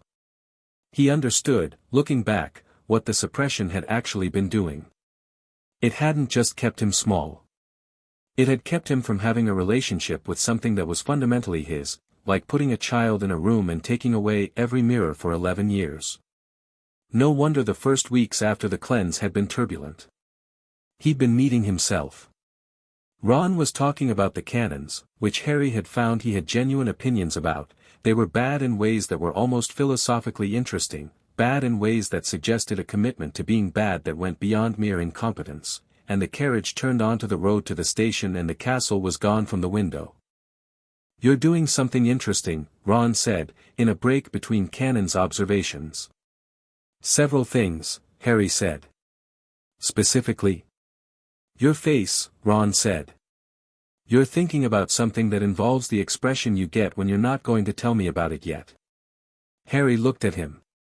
Ron had developed, over 3 months, a surprisingly accurate read on Harry's expressions, which was either a natural skill or the product of growing up with 5 siblings, and was useful to know. I'm going to Gringotts tomorrow, Harry said. Ron sat with that. The whole accounting thing. The full documentation. Yes. He paused. And the serious petition. Fudge said no. Fudge said no through normal channels, Harry said. I'm not using normal channels. Ron was quiet for a moment. My dad, he said, carefully, works for the ministry. And he respects Dumbledore, right, he always has, but he also thinks, he said things, about how the ministry operates, about how it's been operating for a long time, and I think if he knew what you know he stopped. I'm not trying to say anything specific. I'm just saying my dad isn't stupid. He knows something's wrong with how things work. He just doesn't have the tools to push on it. Would he talk to me? Harry asked. Ron blinked. You want to talk to my dad? Your dad works for the Misuse of Muggle Artifacts office, Harry said. Which means he knows the ministry's operational structure from the inside and he's not connected to the people with the most to lose from changes to that structure. And he's someone Ragnarok's legal team would find useful to have on record as a ministry source. He paused. But only if he's willing. And only if you're comfortable with it. Ron was quiet for a long moment, looking at Harry with the expression he sometimes got when Harry said something that required recalibrating how he thought about the situation. Then he said, yeah. I think he'd want to know. I'll ask Ragnarok to include him in the initial consultation, Harry said. If that's all right. Yeah, Ron said. Yeah, it's all right. He paused. Harry. This is going to get big, isn't it? What you're doing. Yes, Harry said. Bigger than Hogwarts big? It's already bigger than Hogwarts big, Harry said. It's going to get ministry big. Then it's going to get bigger than that. Ron absorbed this with the equanimity of someone who had grown up in a house where big things were always happening and the only reasonable response was to make sure you were in a position to be useful when they did. Right, he said. Well. Tell me when you need me. I know, Harry said. That's why I told you. London in December was cold and specific, the kind of cold that had opinions about exposed ears and the gaps between scarves and collars. Harry walked from the leaky cauldron to Gringotts in the morning light with his hands in his pockets and his breath making small clouds in the air, and Diagon Alley was quieter than it had been in September, fewer families, more serious adults on what looked like serious business, and the white marble building at the end was the same and always would be the same.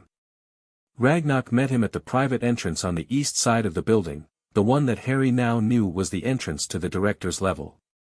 A goblin he didn't recognize took his coat with complete professional neutrality and brought tea that was extremely strong and tasted like something that had decided to be warming through sheer force of personality. The conference room was not large. It had a long table and 7 chairs and one wall entirely covered in organized documentation, folders, scrolls, tabbed sections, a scale model of some kind of organizational structure that Harry recognized as a Wisengamot seating chart. Ragnarok's legal director was already seated at the far end, a goblin named Iron Teeth who had the expression of someone who had read the documentation several times and was not pleased by any of it. Harry sat down. Took the tea.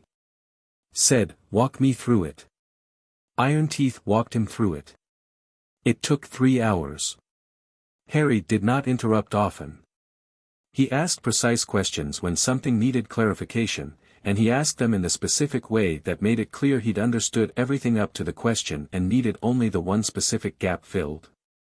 Iron Teeth, who had begun the meeting with the professional neutrality of someone conducting a legal briefing, had shifted by the halfway point into something closer to genuine engagement, the way people shifted when they were talking to someone who was actually following at speed. The picture that emerged was more systematic than Harry had expected. Not because he'd underestimated Dumbledore's capacity for systematic action, he hadn't, but because the scope of it was wider than one person. Dumbledore had signed the critical documents. But the potions had been ordered through a supply chain that touched 3 separate apothecaries and a ministry medical dispensation office. The guardianship arrangement had been approved by a Wisengamot subcommittee whose other members included 2 people who were currently serving as important functionaries in Fudge's administration. The financial management of Harry's estates had been overseen by a trust board whose members, when cross-referenced against the public record, had each received significant political or financial benefit in the years since 1981. This was not improvised, Harry said, when Ironteeth had finished. No, Ironteeth said. This took planning. The potion regimen alone required precise timing and sustained access to the subject, meaning to you, over 11 years. The supply chain required consistent maintenance. The Financial Management Board required ongoing coordination. He paused. This is not the action of one person who had a plan in 1981. This is the action of a structure. Several people, possibly without complete knowledge of each other's specific roles, working toward the same outcome. The outcome being a Harry Potter who is manageable, Harry said. The outcome being a Harry Potter who is available for a specific purpose, Ironteeth said. Which may not be the same thing as manageable. Harry looked at him. Say that again. Ironteeth placed a single document on the table. It was a Wisengamot sealed record. Its seal had been broken through a legal discovery process that Ragnarok's team had been pursuing for 2 months, and it contained meeting minutes from November 1981. 5 days after Harry's parents died. An emergency closed session of the Wisengamot Inner Circle. Dumbledore presiding. 4 other senior members. The subject of the meeting was recorded as disposition of the Potter heir and continuation of the war effort. Harry read it. He read it twice. Then he set it down with a precise, controlled movement and looked at the wall for a moment, and let himself feel what he felt about it, because it was worth feeling accurately, a quiet, cold, clarifying anger that was not going to go away and wasn't supposed to. The minutes were careful. Political language, all of it, the kind of language designed to imply what it wouldn't say directly. But the implication was clear, read against everything else on the table. Dumbledore and 4 others had agreed, in November 1981, that Harry Potter was not simply the survivor of a terrible night. He was a resource. An asset. A weapon, potentially. And weapons needed to be stored carefully, kept sharp in the specific ways that served the person holding them, and not allowed to develop in directions that might make them unpredictable. He was shaping me, Harry said. Not a question. Based on this documentation, Ironteeth said, yes. The potions regulated your magical development toward a specific profile, powerful enough to be useful, not so powerful as to be autonomous. The loyalty compulsion kept you oriented toward Dumbledore's authority. The placement with the Dursleys, he paused. The Muggle environment was not accidental. A child raised without magic, without knowledge of his heritage, without allies, without resources, that child is easier to introduce to the wizarding world on specific terms. Your terms were supposed to be Dumbledore's terms. What was the specific purpose? Harry asked. His voice was completely level. The end goal. Ironteeth looked at Ragnarok, who had been sitting at the near end of the table in silence, watching Harry with his bronze eyes. Ragnarok spoke. We have an inference, he said, not a confirmed document. But the inference is well supported. He set his own folder on the table. Inside was a set of papers that Harry recognized as potions analysis reports, Sharpclaws, from the Gringotts diagnostic. The specific combination of the potions in your system, the loyalty compulsion, the magical suppressants, the memory compounds, does not merely shape a compliant person. It shapes someone who, at a specific trigger, could be directed to perform a specific act of very powerful magic. Under the influence of a properly structured compulsion. He paused. The trigger compound is dormant. We found it in the dormant list, 17 dormant potions. 3 of them are components of a delayed activation sequence. Harry was quiet. You were being prepared, Ragnarok said quietly, to be a weapon that fired once when told, and after that was no longer relevant. The room was very still. Harry sat with it. Let it be what it was. Felt the full weight of it without flinching from the weight, because flinching meant not looking at it directly, and he needed to look at it directly. What would the trigger have been, he asked. We don't know the full activation sequence, Ragnarok said. We know the components. We believe it was designed to activate in the presence of Voldemort, under specific circumstances, producing a specific magical discharge. One powerful enough to, he stopped. We don't know the intended outcome with certainty. But the discharge from something like that, would kill the target, Harry said. Or the caster. Or both. Yes. Harry looked at the Wizengamot minutes. At Dumbledore's neat signature at the bottom. He thought about the man with the half-moon glasses and the kind eyes and the specific, practiced warmth, the warmth of someone who had decided what the performance of good leadership looked like and deployed it with total consistency, and he thought about his mother's letter, and about a phoenix feather and 2 wands, and about the word curious said in an old wandmaker's shop. The trigger sequence is dormant, he said. If I complete the cleanse, does it disappear? Sharpclaw believes the dormant compounds will be fully inactive within 4 weeks, Ragnarok said. Once fully inactive they cannot be reactivated without re-administering the base compounds. Which is no longer possible without your knowledge and consent. Then I have 4 weeks, Harry said. To prevent the dormant compounds from being activated before the cleanse completes, Ironteeth said. Yes.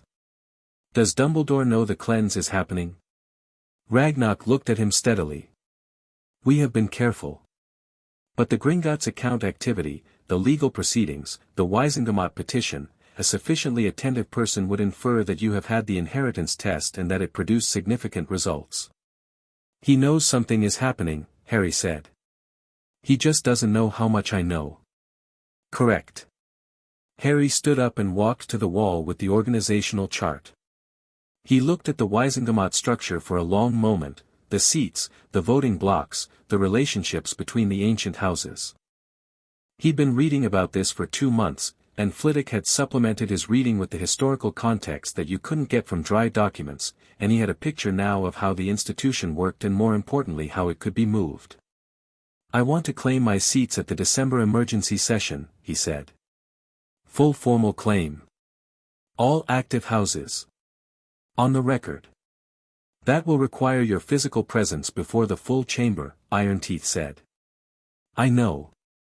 You are 11. I know that too. Harry turned from the chart.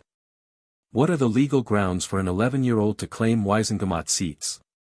Ironteeth said, with the satisfaction of someone who had prepared for exactly this question. Under the Charter of Noble Houses, Section 4, a minor lord may claim seats if they are the last living heir of their lines and no regent has been named. A regent appointment requires the lord's explicit consent or the consent of a named guardian. Your parents named Sirius Black as your guardian. Sirius Black never consented to a regency. Dumbledore's appointment as your de facto guardian was done outside the provisions of the will, therefore without legal authority to name a regent. He paused. There is no valid regent.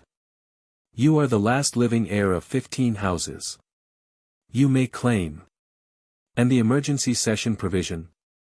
A lord with 10 or more active houses may call an emergency session without ministerial approval, Ironteeth said. The last time this was invoked was 1947. It is obscure. Most people in the ministry will not immediately know the statute. His eyes glinted. But it is unambiguously valid. I want to file the session petition today, Harry said. It is already prepared, Ragnarok said. Harry looked at him. You've been several steps ahead of me. I have been preparing for the person revealed by that inheritance scroll, Ragnarok said simply. That person moves fast and doesn't hesitate. I have tried to keep pace. Harry felt something, not quite warmth, something more specific than that. The recognition of genuine alignment, not strategic alliance, not transactional cooperation, but the real thing, two people who saw the same problem the same way and moved in the same direction without needing to explain themselves to each other. The serious petition, Harry said. Ready to accompany the session petition. Ragnock picked up a thick folder. The grounds: no trial was held. The evidence used to justify his imprisonment, the witness reports from the Pettigrew incident, were never formally submitted to a Wiesengomot review. He was committed to Azkaban by ministerial directive under emergency wartime provision, which expired in 1983. His continued imprisonment since 1983 has no valid legal basis and constitutes an illegal detainment for which the ministry is liable. He's been in there illegally for 8 years, Harry said. Yes. The word landed like a stone in a still pool and Harry let the ripples go where they went. Does Sirius know any of this is happening? He asked. No, Ragnock said. Gringotts has been unable to reach him directly. Azkaban correspondence is controlled by the ministry. He paused. However, Sirius Black has been granted a status interview annually, Azkaban policy for high-profile prisoners. His next is in February. If the session petition succeeds and his case is active by then, we can intervene. It'll succeed, Harry said. Not arrogance, statement of the legal position as he understood it. Ragnock looked at him. Yes, he said. I believe it will. Sharpclaw arrived at noon with a lunch tray that contained food that was apparently a Gringotts tradition for significant meetings and that turned out to be excellent, and she also brought the latest diagnostic chart. The dormant compounds were weakening. 3 of the 17 had already dropped below the threshold Sharpclaw defined as active. The remaining 14 were on trajectory. She showed Harry the graph, pointed out the specific inflection point where the trigger compounds crossed into fully inert, and said, at current rate, you'll be clear by January 18th. The emergency session is filed for December 28th, Harry said. 3 weeks before I'm clear. Yes, Sharpclaw said. Which means for the duration of the session and its immediate aftermath, you'll need to be aware that you're not fully at baseline. If someone with knowledge of the dormant compounds attempted to trigger the sequence, what would that look like? Harry asked. The trigger attempt. A specific verbal activation phrase combined with a proximity potion, a mist or an air-delivered compound, that reactivates the dormant trigger. She paused. It would need to be administered within approximately 3 feet. And the person administering it would need to know the specific phrase. The phrase is not documented anywhere in what we've found. Dumbledore knows it, Harry said. Almost certainly. He won't use it publicly, Harry said, thinking it through. Not in a Wiesengomot session. Too many witnesses. Too much visibility. He paused. But if he tried to arrange a private meeting before the session, don't attend private meetings with him in enclosed spaces, Sharpclaw said, with the blunt clarity of someone who appreciated that directness was a kindness. Particularly without witnesses. Noted, Harry said.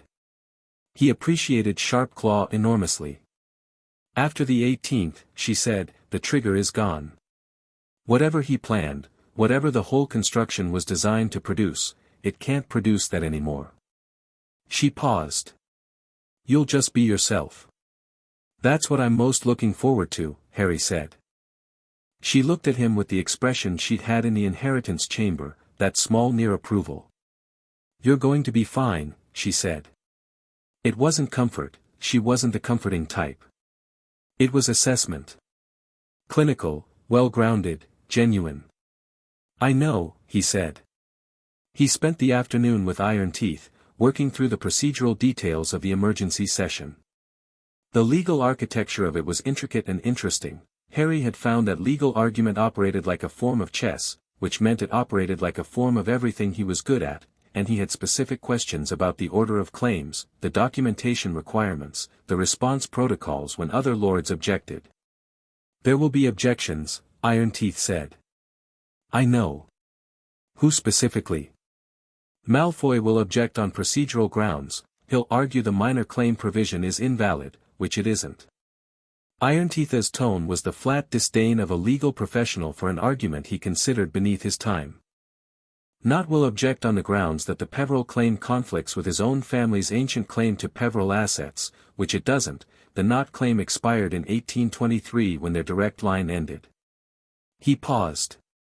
Dumbledore will not object directly. He will attempt to manage the proceedings from his chief warlock position. Can I remove him from the chief warlock position? Harry asked. Ironteeth looked at him for a moment. In theory, he said slowly, a motion of no confidence in the chief warlock can be introduced by any lord with 3 or more active seats. It requires a 2/3 majority to pass. Do I have the votes? Not yet, Ironteeth said. Several of the noble houses are currently unrepresented, their seats are held in abeyance. If you claim your 15, you shift the balance significantly but not to 2/3. You would need allies. Who are the unrepresented houses? Ironteeth produced a list. Harry read it. He recognized several names from the inheritance chamber, houses that had been in abeyance for decades, whose heirs had either died in the wars or gone into hiding or simply stopped participating. He also recognized some names from his own inheritance scroll. The Longbottom seat, he said. Currently held by Augusta Longbottom as regent for her grandson, Ironteeth said. Neville Longbottom will come of age at 17. She votes the seat. How does she vote? Historically, independently. She is not in any of the major voting blocks. A pause. She has opposed Fudge's administration on 3 separate occasions in the last 2 years. She was one of only 4 lords who publicly questioned Sirius Black's imprisonment at the time. Harry filed this. And the Bones family? Amelia Bones holds her family's seat directly. She is head of the DMLE, Department of Magical Law Enforcement. She is, notably, the person who would be responsible for any official investigation into Sirius Black's imprisonment. Ironteeth paused. She is also, by all accounts, someone who has strong opinions about due process and has been blocked from pursuing several cases by ministerial interference. She'd want Sirius's case reviewed, Harry said. She would want it if she knew the grounds, Ironteeth said carefully. She doesn't currently know them. Harry thought about this. Can Gringotts deliver a sealed legal summary to her directly? Lord Seal, the Sirius documentation, with a note explaining the emergency session and the statute under which it's called. Ironteeth considered. A goblin bank delivering a Lord sealed document to a sitting DMLE head would be unusual. It would also be effective. He paused. The document cannot constitute legal notification of proceeding until the session is formally called. But as an informational disclosure, it's not a legal notification, Harry said. It's a professional courtesy. From one interested party to a person whose professional mandate intersects with the situation. Ironteeth looked at him with the expression of a legal professional who had just seen a maneuver he hadn't considered. Yes, he said. That could be arranged. He was back in the leaky cauldron by evening, sitting at the corner table with a bowl of soup and the stack of reading he'd brought from the vault, 3 texts on the foundational magical compacts, 1 on historical Wisengamot precedent, and his mother's letter, which he reread approximately once a week. Tom brought him a second bowl of soup without being asked, which was either hospitality or the product of 3 months of watching Harry work through meals in this corner, and Harry thanked him and kept reading. He was deep in a section on the sovereign designation, the one title that even Ironteeth had been careful about, the one that Ragnarok had described as a statement of magical fact rather than a political title, when someone sat down across the table. Harry looked up. Dumbledore looked back at him. He was in Muggle clothes, which was clearly a concession to the setting. The leaky cauldron occupied a space between the Muggle world and the Wizarding one, and he looked like someone's eccentric grandfather in a way that Harry now understood was not an accident. The kindly warmth, the half-moon glasses, the eyes that twinkled with the specific frequency of someone who had decided that appearing amused by life was the correct register for a person of his authority. Everything about Albus Dumbledore was a choice. That was the most important thing Harry had come to understand about him. "Harry," he said, with precisely calibrated warmth. "I hope you don't mind. I was hoping we might have a conversation." Harry closed his book. "Of course," he said. He did not move. He noted the distance between them. They were across a table, roughly 4 feet, and he noted the presence of a full room of other people around them and the open door and the occupied bar. Public space. Witnesses everywhere. Nothing Sharpclaw had warned about was possible here. He was fine. "I wanted to check in," Dumbledore said, folding his hands on the table with the ease of someone who had spent decades conducting delicate conversations and knew exactly how to make the other person feel that the conversation was casual and mutual. "You've had quite a year so far." "It's been interesting," Harry said. "The Gringotts test," Dumbledore said, still warm, still gentle. "I imagine that was a great deal to absorb." Harry looked at him. "Yes," he said. "It was. I would have liked to have had that conversation with you before you received the information," Dumbledore said, and there it was, the note of gentle reproach that was designed to suggest Harry had done something slightly impetuous by going to Gringotts without Dumbledore present. There is a great deal of context that makes those test results, significant as they are, easier to understand. "I'd like to hear the context," Harry said. Dumbledore smiled. "The full warmth of it. I thought we might meet properly during the holiday. My office, perhaps, it's comfortable, and private, and we could, I'd prefer somewhere public," Harry said pleasantly. "This is good. I'm happy to talk here." A tiny pause. The briefest recalibration. "If you weren't watching for it you'd miss it entirely." "Of course," Dumbledore said, with no change in register. "Here is perfectly fine." Harry waited. Dumbledore began. He talked about the night Harry's parents died, and he talked about his reasoning for the guardianship arrangement, and he talked about protection and sacrifice and the specific magic of a mother's love in the language of someone who had thought very carefully about how to frame these things. It was well done, it was genuinely well done, which was the most important thing to acknowledge. The narrative was coherent. The emotional logic was internally consistent. If Harry had been the boy he was supposed to be by now, foggy-headed, compulsion softened, deferential toward authority, he would have found it moving and reassuring and he would have gone back to Hogwarts feeling cared for. He let Dumbledore finish. Then he said, "Were you going to tell me about the November 1981 Wizengamot session?" A silence. Not the manufactured pause of someone thinking about how to respond. A genuine silence, brief and total, of someone who had been caught with better information than they anticipated. Dumbledore recovered in under 2 seconds, which was impressive. "You've been reviewing the sealed records," he said, and his voice had not changed register, which was also impressive. "Gringotts' legal discovery," Harry said. "Standard process in the course of the inheritance documentation." He met Dumbledore's eyes. They were blue and clear and currently doing a great deal of work. "I'm not going to be angry in this conversation, if that's what you're managing for. I just want to understand what you thought you were doing." Something shifted in Dumbledore's expression. The warmth was still there but something behind it had changed, something that might have been, if Harry had to name it, a genuine surprise. Not at what Harry knew. At how Harry was engaging with it. "You are very composed for someone who has just learned what you've learned," Dumbledore said, and for the first time in the conversation his voice had a note of something real in it. "Should I not be?" Harry said. "Most people, in your position." "I'm not most people," Harry said. "You know that better than almost anyone." He paused. "Tell me what you thought the plan was.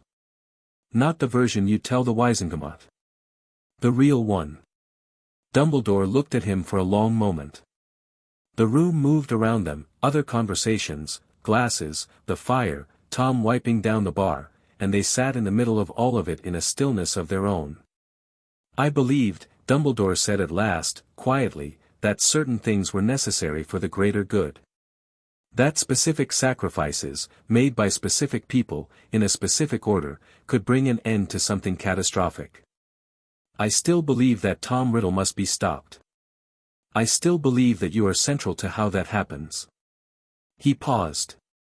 What I misjudged, and the word came out with visible effort, the effort of someone for whom admitting misjudgment was genuinely difficult, not performed, was the degree to which the means I chose were acceptable. You made me into a weapon, Harry said. Without my consent. Without my parents' consent, my mother suspected what you were planning, if you read her documents. She wrote about it when I was 6 months old. Dumbledore was quiet. I'm not going to go into Azkaban for killing Voldemort because you set a delayed trigger in my blood when I was a year old, Harry said. Whatever you planned, that plan is over. I'm handling Voldemort on my own terms. If our goals overlap, we can work together. If they don't, we won't. He let that sit for a moment. That's it. That's the whole conversation. Dumbledore looked at him for a long time. You are extraordinary, he said at last. I know, Harry said. My mother told me. He picked up his book and opened it to where he'd been. Dumbledore sat across the table for another moment and then stood, and Harry looked up once, just briefly, and what he saw in the old man's face was not the calculated warmth or the managed compassion or the strategic kindness. What he saw was something much older and much less managed. Something that might have been grief. The specific grief of someone who had looked at the consequence of their own choices and found it both better and worse than they'd intended. Harry looked back down at his book. Dumbledore left. Tom refilled Harry's soup bowl from across the room with a raised eyebrow that asked without words if everything was all right. Harry gave him a single nod that said it was. The fire crackled. Outside the window, London went about its winter evening with complete indifference. Harry read until 9 and then went to his room and wrote a long letter to Hermione about everything Iron Teeth had told him, not all the details, but the shape of it, and a shorter letter to Neville that he'd been composing in his head for a week, and then he wrote to Ragnarok confirming the session petition. The last thing he did before sleep was take his mother's letter out and read the last paragraph again. Be the fire, not the smoke. He folded it carefully and put it back and closed his eyes and thought about December 28th, and about the Wisengamot chamber, and about 15 lordship seals and a legal brief that was going to arrive on Amelia Bone's desk in the morning. He was not afraid. He was, in the precise and grounded sense of the word, ready. Chapter 5, The naming the Wisengamot convened in a chamber beneath the Ministry of Magic that had not changed significantly since the 14th century, which was either a point of pride or an indictment depending on who you asked. The walls were carved stone, the benches tiered in a horseshoe around a central floor, and the ceiling was enchanted to show a perpetually overcast sky that Harry suspected was less aesthetic choice and more a reflection of the chamber's general atmosphere over several centuries of use. Harry arrived at 8:45 for a 9 o'clock session. He was not alone. Ragnarok walked beside him, which was itself a statement. A Gringotts director attending a Wisengamot session was without precedent in living memory, and the goblins' relationship with the Wisengamot was historically one of careful mutual non-involvement. Iron Teeth was on Harry's other side carrying a briefcase that contained enough legal documentation to solve several problems simultaneously. Behind them, at a slight distance that was more bodyguard than escort, was a goblin named Steelclaw who had the compact, quiet energy of someone extremely good at a specific thing. Harry wore his school robes over which he'd layered a formal outer robe in deep green, not Slytherin green but the older, darker green of the Peveril family, which appeared in 3 of his 15 crests and was, Iron Teeth had noted, technically the correct formal color for a lord claiming multiple ancient houses. The 15 house rings were on a chain at his throat rather than on his fingers, impossible to wear 15 rings, and the chain was a historical alternative acknowledged in the charter, and his wand was at his hip. He was 11 years old and 5 feet 3 inches and he walked into the Ministry of Magic's atrium like he owned a significant portion of it, which was legally accurate, because 2 of his dormant estates included properties that predated the ministry building itself and were technically leased to it through a 400-year-old compact that nobody had reviewed recently. Ragnarok had found this extremely funny in the dry, controlled way that Ragnock found things funny. The atrium was already charged. Word had spread, somehow, these things always spread, and Harry had a reasonable guess about some of the vectors, and there were ministry employees clustered in conversational groups that were doing a poor job of pretending not to watch the entrance. Several journalists from the Daily Prophet were in the public gallery, which opened above the main chamber, and one of them had a quick quotes quill deployed and already moving. A man in purple robes cut toward them from the direction of the lifts, stocky, slightly sweating despite the cold, with the expression of someone who had spent the morning managing an emergency and had not yet found the bottom of it. "Cornelius Fudge," Ragnock said quietly, without looking at Harry. "Minister for Magic." Harry knew. He'd read the profile 3 times. He straightened slightly and waited. Fudge arrived with his hand extended and a smile that was doing an enormous amount of structural work. "Harry. Harry Potter.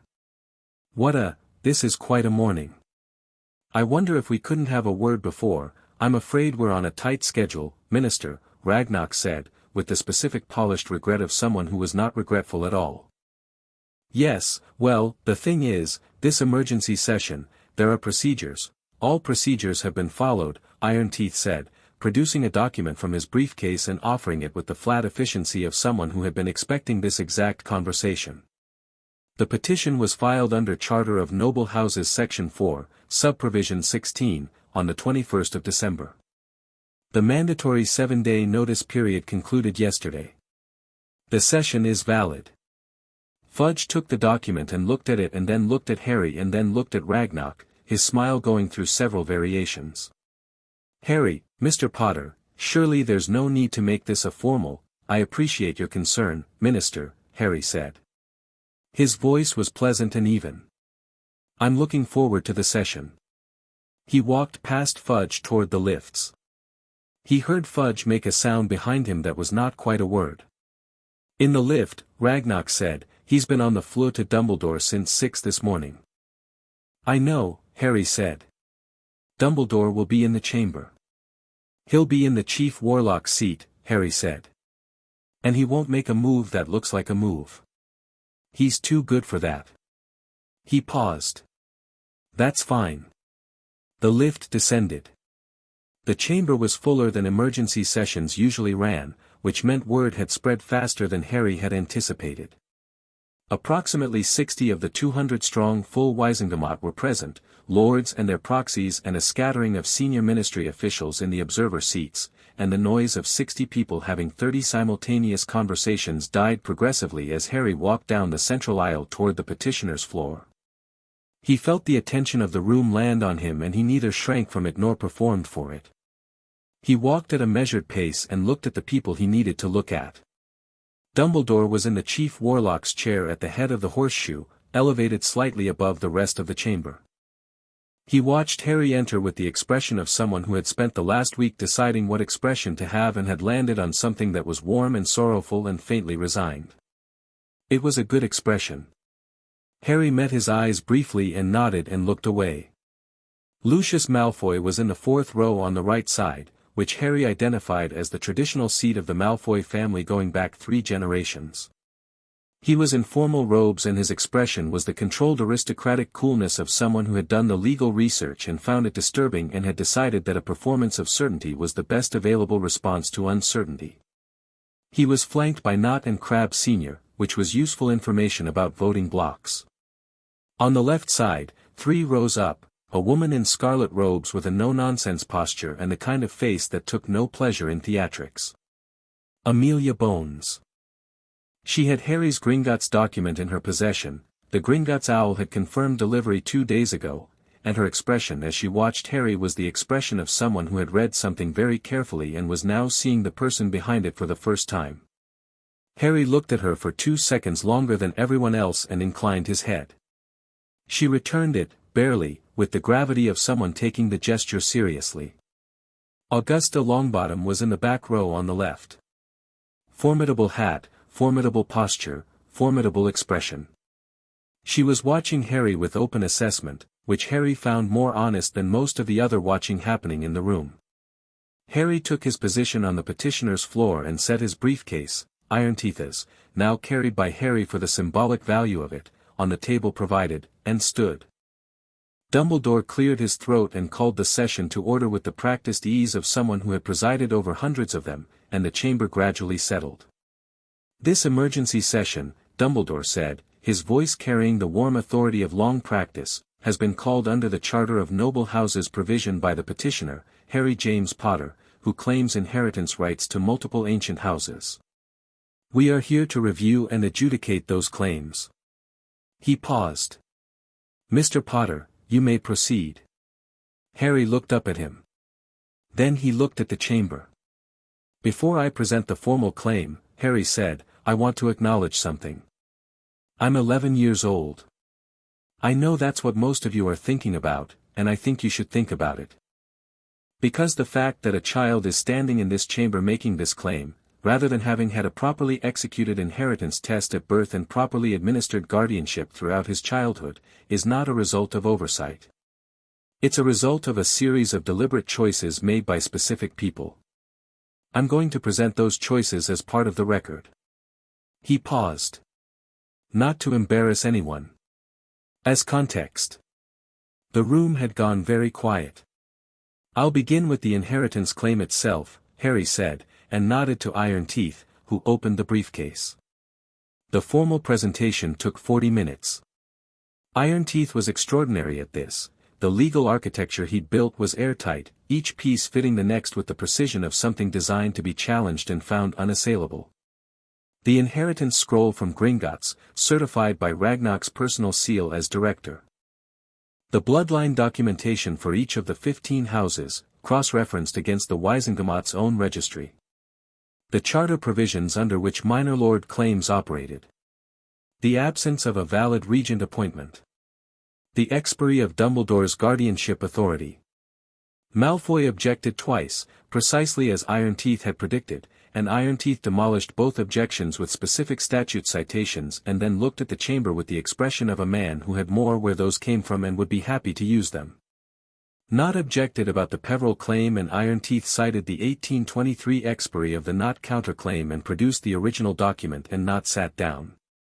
3 other lords raised procedural questions, genuine ones, not hostile, and Harry answered 2 of them directly without deferring to Iron Teeth, because he knew the answers and because the room needed to understand that this wasn't a performance of a child led by advisors. He'd done the work. He knew the material. At the end of the formal presentation, Dumbledore said, "The evidence is comprehensive.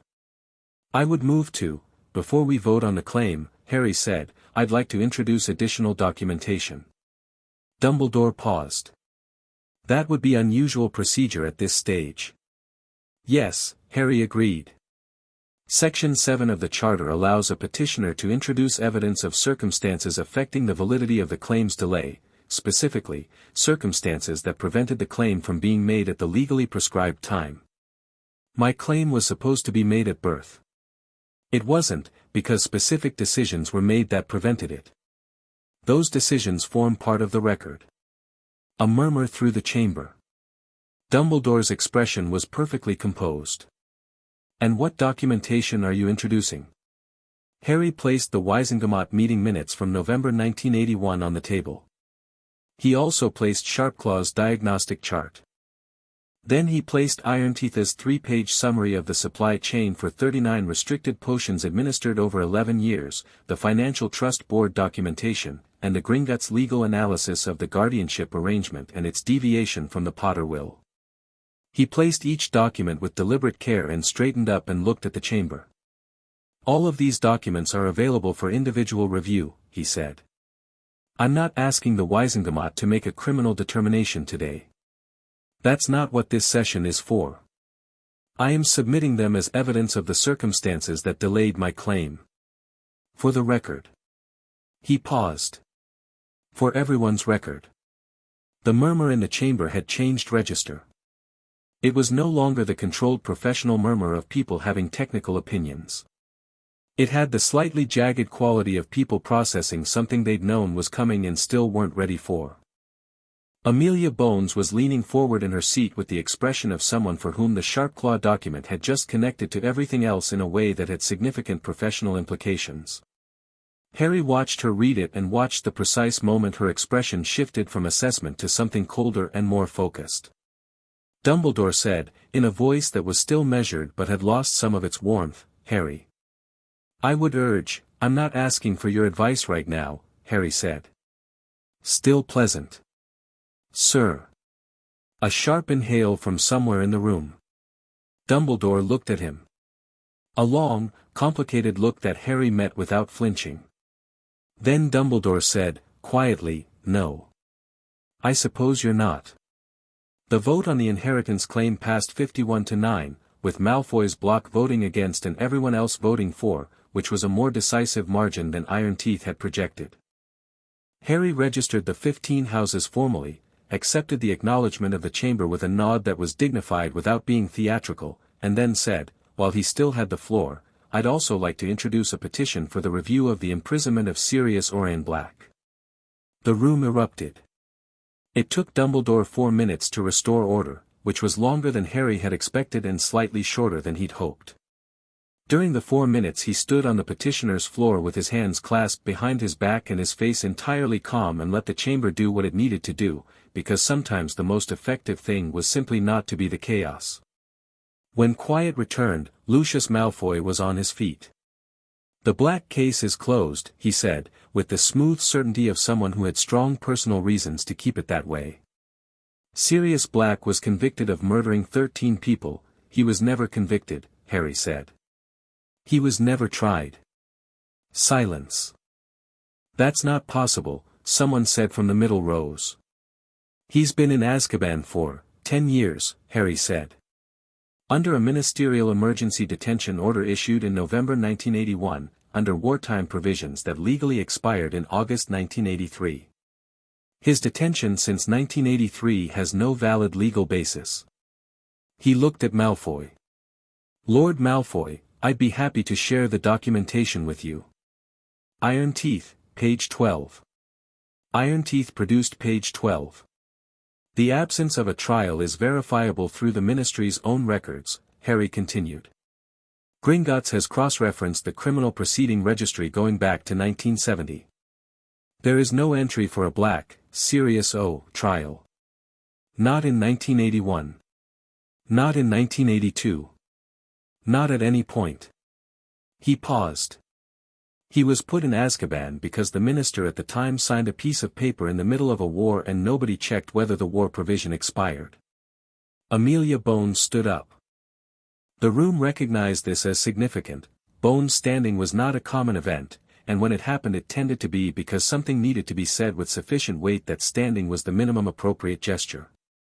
"Head of the DMLE," Dumbledore said, acknowledging her. "I have reviewed the Gringotts documentation provided to me on the 23rd of December, Bones said, and her voice was the voice of someone who had made several decisions this morning and was now executing on them. "Lord Blackpotter's analysis of the detention order is correct. Sirius Black was held under Emergency Provision 7, Section C of the Wartime Act, which sunset automatically in August 1983. There is no subsequent legal instrument authorizing his continued detention." She paused. "As head of the DMLE, I am formally acknowledging this irregularity and opening an immediate review." The room erupted again. This time it took Dumbledore 6 minutes. When the chamber settled, Fudge had appeared in the observer's gallery. Harry hadn't seen him arrive but he was there now, his face the unhappy purple of someone watching a controlled demolition of several things they believed were fine, and at least 4 of the journalists in the press gallery had their quick quotes quills moving at speed.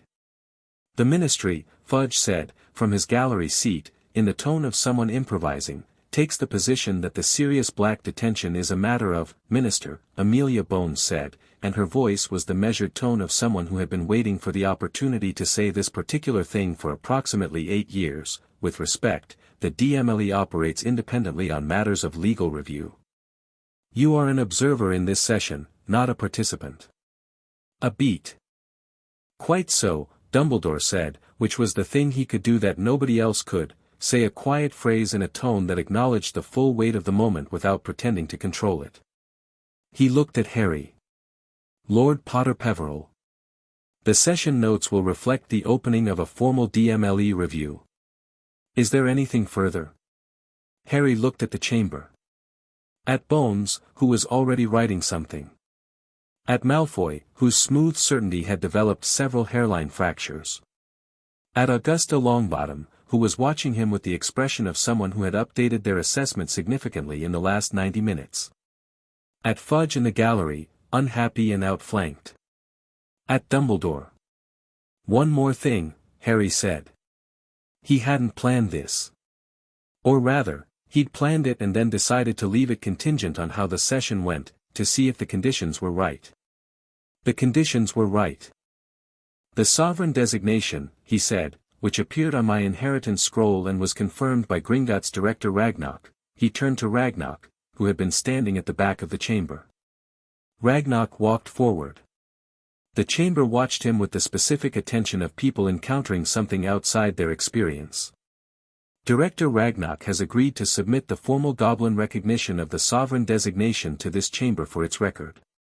Ragnarok produced a document sealed with the full mark of Gringotts, not the standard seal but the deep seal, old gold, the one that appeared on perhaps 3 documents in a century. He placed it on Harry's table. Ironteeth countersigned as witness. The sovereign designation, Harry said, does not give me authority over any of you. I want to be clear about that. What it means, what the oldest magic in Britain has always said it means, is that the foundational compacts of this world, the ones that govern how magic operates and who has access to it and what its limits are, recognize a specific authority in certain questions. Questions about the structure of the world. He paused. I'm not invoking that designation today. I'm entering it into the record because it belongs in the record and because people who make decisions about this world should know that those decisions can be reviewed against something older than any of us. He looked at Dumbledore one last time. That includes the decisions that have been made about me, he said. And the decisions that will be made in future. Dumbledore held his gaze. The warm sadness was still there. But underneath it, now visible, was something Harry had not seen before, a recognition. Not of Harry's power. Of Harry himself. The actual person, not the asset, not the weapon, not the symbol. It was a complicated look to get from someone who had done what he'd done. Harry didn't soften toward it. But he acknowledged it. He picked up his briefcase and nodded to the chamber and walked out. He was in the corridor outside when the door opened and Amelia Bones came through it with the rapid purposeful movement of someone who had decided that a conversation needed to happen immediately. Lord Potter Peveril, she said. Harry is fine, he said. She looked at him. She had the direct, assessing quality of someone who had spent a career reading people in difficult situations and had gotten good at it. The documentation you provided. Gringotts' analysis of the potion supply chain. She paused. I'm going to open an investigation. A full one, not just the Black Review. Into the potions. Into who ordered them and who supplied them and who administered them. I know, Harry said. That's why I provided it. There are people implicated in that supply chain who are currently serving in senior ministry positions, she said. I know that too. This will not be a comfortable process for a number of powerful people, she said. It will generate significant pushback. Political interference. Possibly attempts to derail the investigation. Director Bones, Harry said, and she didn't correct the title, which was informative. I've been dealing with significant pushback from powerful people since the day I was born. Quite literally since the day I was born. He looked at her. Do what you need to do. I'll support it however I can from my end. She held his gaze for a moment. Then, with the economy of expression of someone who expressed things economically, you're not what I expected. I never am, he said. She went back into the chamber. Harry turned to find Ragnarok and Iron Teeth and Steel Claw behind him, and beyond them, coming around the corner from the direction of the lifts, 3 people who were entirely out of place in the Ministry of Magic's lower corridors and completely unapologetic about it. Hermione. Ron. Neville. Harry stared at them. "We took the fluid from the leaky cauldron," Ron said, with the defensive manner of someone who had done a thing and was preempting the objection. "My mum was, I told her, and she said, actually she said quite a lot of things, but eventually she let us come. We weren't going to wait at home," Hermione said firmly. This was too important. Neville was looking at his shoes and then looked up. "My gran is in there," he said. "She was the one who, after you sat down and Malfoy objected the first time, she was the one who seconded the claim before the vote. I don't think she knew I was coming but," he stopped. "I wanted to be here." Harry looked at the 3 of them for a moment. Standing in the corridor of the Ministry of Magic in their winter coats with their slightly breathless expressions, having taken the fluid from the leaky cauldron because it was too important to wait at home. "How much did you hear?" he said. "Most of it," Hermione said. "The public gallery is at the top. We got in with the journalists. What did you think?" She looked at him with the clear-eyed directness she always used when she was about to say something completely honest. "I think you were magnificent," she said, "and I think the hard part hasn't started yet." "Correct on both counts," Harry said. Ron grinned. "Still brilliant though." Neville said, quietly, "My gran is going to want to meet you properly." She looked, he paused. She looked proud. "Not of me, I mean. Just, of the whole thing. Like something she'd been waiting for." He paused. "I thought you should know that." Harry nodded. Filed it. Felt the warmth of it without setting it aside. Ragnarok, who had been waiting with the patience of someone who respected that human moments needed their time, said, "There is one remaining matter." Harry turned. "Quirrell." "Yes," Ragnarok said. "While you were in the chamber, I received a message from Director Sharpclaw. She has been running a secondary analysis on the original diagnostic chart, specifically on the cross-reference of the potion compounds in your system with known compounding markers." He paused. "One of the compounds, the 3rd dormant trigger component, has a specific signature. The signature of a brewer who used a distinctive preparation technique. Sharpclaw has matched it to a known brewer." Harry waited. "Severus Snape did not brew it," Ragnarok said. "Sharpclaw is certain of this. The technique is different." He paused. "The signature matches a potion brewer who worked for the Ministry Medical Division in the early 1980s and retired in 1986. He paused again. "His name is Arsenius Jigger. The textbook author," Hermione said immediately. "Among other things," Ragnarok said. "He was the most decorated potioneer of his generation. The question of how his preparation signature appears in your blood is, not the most urgent question right now," Harry said. "Quirrell. The thing in Quirrell. What's under the trapdoor is a target, and Quirrell is going to make a move. I don't know when, but, tonight," Ragnarok said. Harry went still. "What?" "The Azkaban review is moving faster than expected. Bones has already put Dementors on notice of the review process, standard procedure, they're informed when a detention order is being questioned. Azkaban will effectively be in partial lockdown during the review period." Ragnarok met Harry's eyes. "The entity in Quirrell will know what that means. The Dementor's temporary administrative disruption creates a window. Someone has been waiting for a window. To acquire the object under the trapdoor," Harry said. "And to attempt something else," Ragnarok said. "We have had a watcher on Hogwarts, Gringotts property intelligence, nothing invasive, since you started term. There has been movement in the castle over the past 2 hours. Unusual movement, in the restricted areas." Harry looked at the 3 of them. Hermione, whose expression had already moved from concern to strategy. Ron, whose easy face had gone focused and serious. Neville, who was holding his wand.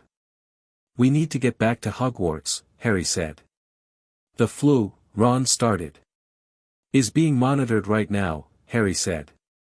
Every ministry flu will have someone watching it in the next 20 minutes. We need a different way back. He looked at Ragnarok. Can Gringotts get us there? Ragnarok, for the first time since Harry had known him, smiled. It was a very small smile and it involved no teeth, which given goblin anatomy was the polite version. Our tunnels, he said, predate the ministry by 400 years. They also predate several inconvenient monitoring enchantments. He paused. We can have you at Hogwarts' eastern boundary in 40 minutes. Let's go, Harry said. They went. The castle was quiet in the way that castles were quiet when something was wrong with them, not the settled quiet of an empty building but the held breath quiet of something waiting. Harry felt at the moment they crossed the eastern boundary, felt the castle's semi-sentient awareness adjust toward him with the specific quality of something that had been hoping he'd come back. There was no one in the entrance hall. The feast would have started an hour ago, most students and staff would be in the Great Hall. Harry moved quickly and quietly up the main staircase, taking the route he knew best, the one he'd walked in the middle of the night enough times that his feet knew it. The third floor, Hermione said, beside him. Yes, Harry said. We don't know what's past Fluffy, Ron said. I know enough, Harry said. He'd done the research, in the library, in the restricted section, cross-referenced with the vault books and the foundational compact material, and what was under the trapdoor was something he'd been thinking about since October. He had a reasonable theory about what it was, and the theory was consistent with everything he knew about what Quirrell's passenger wanted. Stay behind me when we get to the 7th floor. If something goes wrong, your job is to get out and get McGonagall. Our job is not, Hermione started. Hermione. He looked at her. I mean it. Not because you can't handle it. Because if something goes wrong I need to know you're getting help, not staying in a burning building with me. Okay. She looked at him with the expression that she reserved for when she thought he was right but found it inconvenient. Okay, she said. Neville said nothing. But he moved up to walk beside Harry rather than behind, which was its own statement. The third-floor corridor was empty and the door was ajar. Harry looked at the door. Then at the corridor. Then at the pattern of the dust on the stone floor, which showed recent disturbance. Someone had been through here within the last hour. He pushed the door open. Fluffy was asleep. Not naturally asleep. The eyelids of all three heads were down in the heavy way of something enchanted, and there was a small harp near the far wall playing itself, a slow simple melody, and the trapdoor beneath Fluffy's enormous paws was open. Harry looked at the harp. It had been playing for a while. The melody was simple enough to sustain itself but complex enough to maintain the deep enchanted sleep for longer than a simple spell would. Whoever had gone through hadn't planned to come back the same way quickly. He moved Fluffy's paw, carefully, with a wordless levitation that moved 300 pounds of dog leg without waking it, and looked at the trapdoor. Dark below. A long drop. There are other protections below, Hermione said, beside him, looking down. We've worked out most of them. Devil's Snare, then something with keys, then a chessboard. I know about the chessboard, Ron said, with a different quality of knowing. Harry looked at him. Fred mentioned it, Ron said. McGonagall asked him to set it up. He's good at chess. He paused. Really good. The board will have reset, Harry said. And whoever went through before us will have gotten past it. He looked at the drop. Let's go. He dropped through. The fall was longer than expected and he landed in something soft and immediately wrong. The devil's snare tried to wrap around him and he lit his wand to a brightness that was not standard lumos, not by a long measure, and the plant recoiled from the light with what he chose to interpret as enthusiasm about personal space. The others dropped through one by one and he kept the light high until they were all clear, and then they moved. The key room was chaos, hundreds of winged keys and only one right one and the brooms in the corner, and Harry was on a broom before anyone else had oriented to the room, up in the swirling mass of keys with the natural ease that had gotten him on the Gryffindor team, reading the patterns of their movement the way he read everything, identifying the old beat-up key with the damaged wing that moved differently from the rest, catching it in 15 seconds flat. The chessboard was different. It was enormous and dark, and the pieces were waiting with the specific patience of things designed to be obstacles. Ron stood at the edge and looked at the board for a long moment in the particular silence of someone who saw the whole thing at once. "I can get us through," he said. "You'll get hurt," Hermione said. "Probably," Ron said, with the equanimity of someone who had weighed this and decided it was acceptable. "But I can get you through." He looked at Harry. "Go. I'll catch up." Harry looked at him for a moment. Ron looked back with the steady expression of someone who meant it. "Don't do anything unnecessary," Harry said. "Never," Ron said, which was a complete lie, and they both knew it, and Harry almost smiled, and then he was moving. The troll room was already done, the troll was unconscious, and it wasn't Harry's work, which meant Quirrell had come through here and had no interest in engaging with obstacles he could eliminate quickly. Harry stepped over a troll foot the size of a coffee table and kept moving. The fire room, black flames at the entrance, purple at the far end, had a riddle written on a wall and 7 bottles on a table, and Hermione stopped in front of them for precisely 45 seconds. "That one," she said, pointing to the smallest bottle on the right. "It gets us forward. There's only enough for one." Harry looked at her. "It's logic," she said, and her voice was perfectly level. "Not magic. I solved it. One person goes forward." "You go back," Harry said. "Harry, you go back," he said. "Find Ron. Get McGonagall. If I'm not back in," he thought about what he was about to walk into. What was in Quirrell? "Just go. As soon as you can." She looked at him with an expression that was complicated and real and immediate, and she said, "Come back." "Yes," he said. He drank the bottle and walked through the black flames. The final chamber was lit by a kind of wrong light, not torch, not magical lamp, but a sourceless illumination that came from nowhere and suggested that the normal rules of the space had been suspended. In the center of the room was a mirror. Not standing in the dark, not empty, it was lit from within and showing something Harry couldn't see from the door. And in front of the mirror was Quirrell. He was not stuttering. His turban was on the floor. He was standing with his back to Harry and his hands extended toward the mirror, and the wrongness Harry had been feeling from him since September was at full strength now, not just off-pitch but genuinely other, a second presence in the room that had been wearing Quirrell the way someone wore a coat. "I wondered when you would arrive," Quirrell said.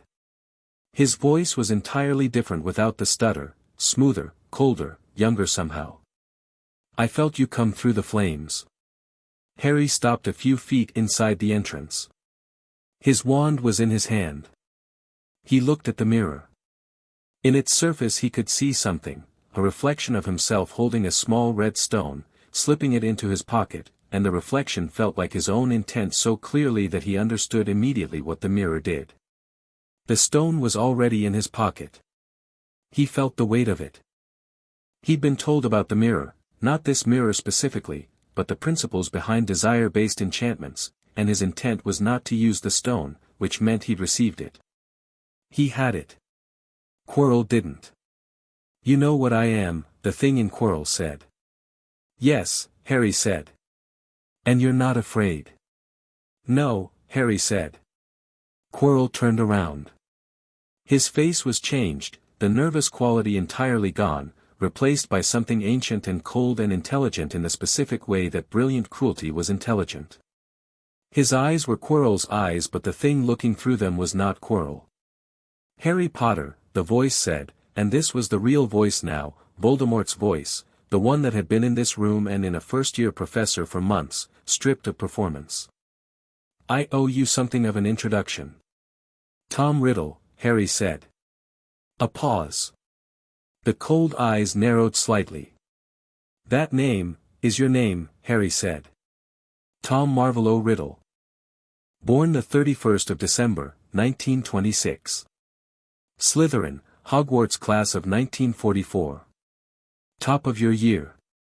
Your father was a muggle who left your mother before you were born, your mother died when you were an infant, you grew up in a muggle orphanage and came into your magic at a young age and were never, quite, comfortable in either world. He paused. I've read your records. Gringotts has extensive historical files. The silence had a different quality now.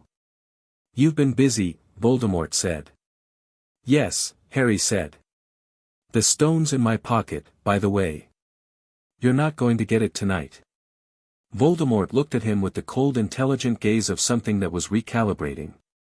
You could work with me, he said, and it wasn't the hissing manipulation Harry might have expected, it was almost reasonable, the voice of someone making a genuine argument. What's been done to you, the potions, the suppression, the planning of Dumbledore and his allies, I know what it is. I've known for years. A child shaped into a sacrificial instrument. A pause. I have no interest in sacrifice. I have survived every attempt to make me end. I know what power actually is, and I know that what you have. His eyes moved over Harry with a quality that was proprietary and slightly unsettling. You and I could, no, Harry said. He said it simply, without drama, the way you said something that had a clear answer. What you want to build, I've read about it, I've read your actual recorded beliefs and not the sanitized version, I don't want to live in it. More than that, the people I care about wouldn't survive it. So no. He paused. I'll stop you eventually. Not tonight. Tonight I'm just taking the stone back upstairs. Voldemort looked at him for a moment. The proprietary quality in his gaze shifted into something that Harry identified, with mild discomfort, as something like admiration. You are extraordinary, Harry Potter, he said. You're the second Dark Lord to tell me that, Harry said. I'm starting to worry it means something. Voldemort's expression shifted, and then he launched himself across the room, not the human way but the wrong magic way, a full-body assault with the intent of physical contact, and Harry moved. Not backward. Sideways. Fast, Quidditch reflexes applied to a different kind of flight, and the spell he cast was not one from the first-year curriculum. It was from a text he'd found in the Lord's Vault, 300 years old, designed for exactly the situation it described in its title, on the warding of body against possession. The light it produced was white and hot and Quirrell screamed. Not the thing inside him. Quirrell himself. The host, the actual person, who was in there under everything else, and who apparently had enough of himself left to scream when something genuinely his touched him after months of occupation. Harry held the spell. He wasn't trying to kill Quirrell. He was trying to make the situation untenable for what was in Quirrell, and his magic understood this distinction in the way it always understood his intent, and applied it precisely. Voldemort tore himself free. Harry saw it happen, a dark formless mass separating from Quirrell's body with the terrible quality of something leaving against its will, and Quirrell crumpled without it and the room went cold in a way that had nothing to do with temperature, and the formless thing hung in the air of the chamber for one moment and looked at Harry with whatever passed for eyes. This is not over, it said. I know, Harry said. I'll see you again. And then it was gone, through the wall or the floor or the air itself, the wrongness of it departing like a pressure releasing, and the chamber was quiet except for Quirrell's breathing on the floor and Harry standing over the stone in his pocket and his wand lit bright in the wrong light room. He knelt beside Quirrell. The man was unconscious, breathing, just. His hands were burned where he'd touched Harry in the first attempt at contact. Harry didn't fully understand the mechanism yet, only that it had something to do with his mother's protection, with the specific magic of sacrifice that operated differently on his skin. He checked Quirrell's pulse. Steady. He'd need medical attention but he was alive. Harry stood up. He looked at the mirror, which was showing him nothing now, just his own reflection, still and clear, a boy with messy hair and a wand and something in his pocket that the most powerful dark wizard in a century had wanted and hadn't gotten. He looked like himself. He was starting to know what that meant. He turned and walked back through the flames. Chapter 6. After the Ash, McGonagall found them in the corridor outside the third-floor door at 11:47. She came at a pace that was technically walking but had the energy of something faster, with Flitwick behind her and Dumbledore behind Flitwick, and when she saw Harry and Hermione and Neville her expression went through several rapid iterations before landing on something controlled and very tightly held. "Mr. Potter," she said. "Professor," Harry said. "Quirrell is in the final chamber below the trapdoor. He's unconscious, his hands are burned, and he needs medical attention. He's alive." He paused. "The stone is here." He produced it from his pocket, a small red stone, warm to the touch, heavier than it looked, and held it out to Dumbledore, because it wasn't his to keep. Dumbledore took it. His fingers closed around it and his expression was entirely unreadable for a full 3 seconds. Then, "And Voldemort?" "Gone," Harry said. "Not destroyed. Separated from his host and expelled. He'll find another way." "Ron," Hermione said, suddenly, looking at Harry with wide eyes. "He's still down there, the chess, I'll go," Flitwick said immediately, and turned back toward the trapdoor door with the quick decisive movement of a man who had been a dueling champion and still moved like it. McGonagall looked at Harry with the expression she'd been working toward all term, the one that was too large for professional composure to fully contain, the one that had been building since the needle on the transfiguration desk and the troll in the bathroom and the Gringotts letters at breakfast and the things Bones had apparently owed her about 2 hours ago. "Are you hurt?" she said. "No," Harry said. "Are you certain?" "Yes." He paused. "Is that, I know that's not the first thing you want to say." McGonagall looked at him for a long moment. Then she said, quietly and with great care, "No. It's not the first thing." She straightened. "The first thing is considerably less professional." "It's all right," Harry said. "You can say it." She pressed her lips together. "We'll discuss it once everyone is out of the dungeons and Mr. Weasley has been seen by Madame Pomfrey." She turned to the trapdoor. "In the meantime, this was deeply irresponsible and you should not have," she stopped herself. "Later." "Later," Harry agreed. Dumbledore had not spoken again. He was holding the stone and looking at it with an expression that was genuinely difficult to read. It contained several things at once, loss and relief and something that Harry could only identify as the specific quality of a plan being significantly revised. He looked up and met Harry's eyes, and there was nothing strategic in the look this time. No performance, no management, no calculation. Just the look of someone who had just watched the consequences of their choices move in real time and was deciding what to do with what they'd seen. "Well done, Harry," he said. It was such a simple thing to say. Under the circumstances, with everything documented and filed and the Wisengamot session 6 hours behind them and Sirius Black's case open and the trigger compounds not yet clear and the Dark Lord expelled into the dark, under all of that, the words were almost absurdly inadequate. But they were, for the first time Harry could identify, simply true. No agenda in them. Just true. "Thank you," Harry said.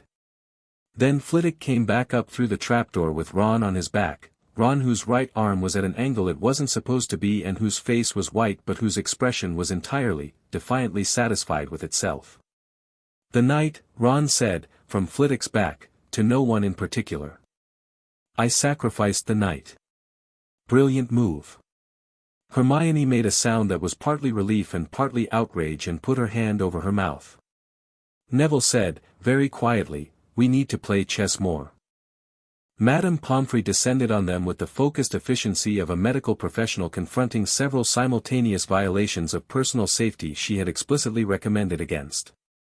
Ron's arm was repaired within 20 minutes, a clean break in 2 places, both from a chess piece that had apparently expressed strong opinions about human incursion.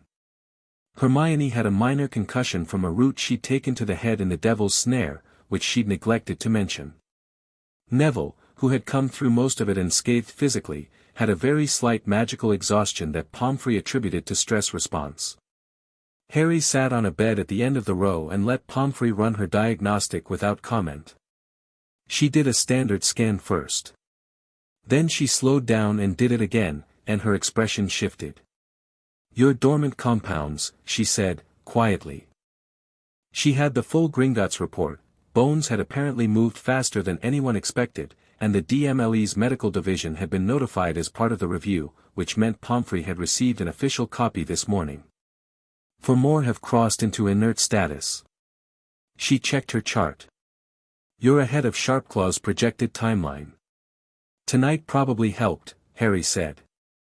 Pomfrey looked at him. "Stress accelerates the clearance." "I don't think it was stress," he said, thinking about the chamber. About the moment he'd cast the warding spell and his magic had understood exactly what he meant. "I think using it fully, all of it, not the controlled version, just letting it be what it is, might be clearing the last residue faster." Pomfrey considered this with the expression of someone adding to a medical file that was already substantially beyond anything her training had covered. "I'll notify Sharpclaw." She paused. "Harry." She said his name with the specific weight of someone who rarely used first names in a professional context. "I want you to understand, what I found on that first diagnostic, before term started, what Sharpclaw confirmed." She stopped. "I have been a healer for 31 years. I have never seen anything like it."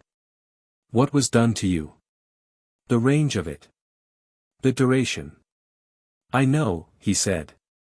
"I don't think you should have to know," she said. "Not at 11. Her voice was professionally steady in the way that professional steadiness was a thin cover over something more honest. "I want you to know that Madame Pomfrey has a very strict view of patient welfare, and that whatever happens politically, however this proceeds, I will always be available to you as your school healer, without reservation and without reporting to anyone you haven't authorized." Harry looked at her. She had the round, brisk face of someone who ate sensibly and slept adequately and had strong opinions about both, and her eyes right now had a specific quality that he recognized from having seen it in Ragnock and Flitwick and Amelia Bones, the quality of someone who had arrived at a genuine and unconditional position. "Thank you," he said. For the 3rd time tonight, and he meant it differently each time. Pomfrey nodded once, returned to professional mode, and told him he was cleared to sleep. He didn't sleep.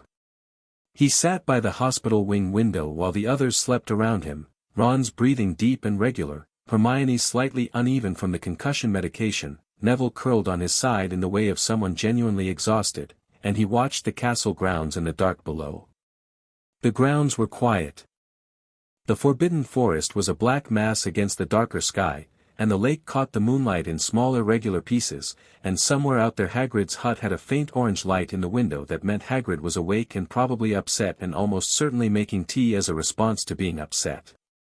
Harry had found this about Hagrid early. He processed things by making tea and sitting with the feeling until it became manageable. Harry thought about the chamber. About the moment he'd knelt beside Quirrell and checked his pulse. About the stone in his pocket and the cold formless thing hanging in the air and the voice that had said this is not over and meant it. He wasn't afraid of that.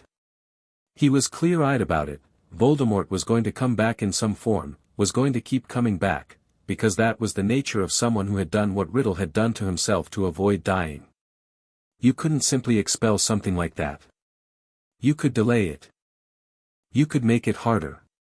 You could, over time, build the understanding and the power and the alliances to meet it when it came on terms that weren't entirely its. That was the project. But tonight the project was complete in its first phase, and Harry let himself feel that.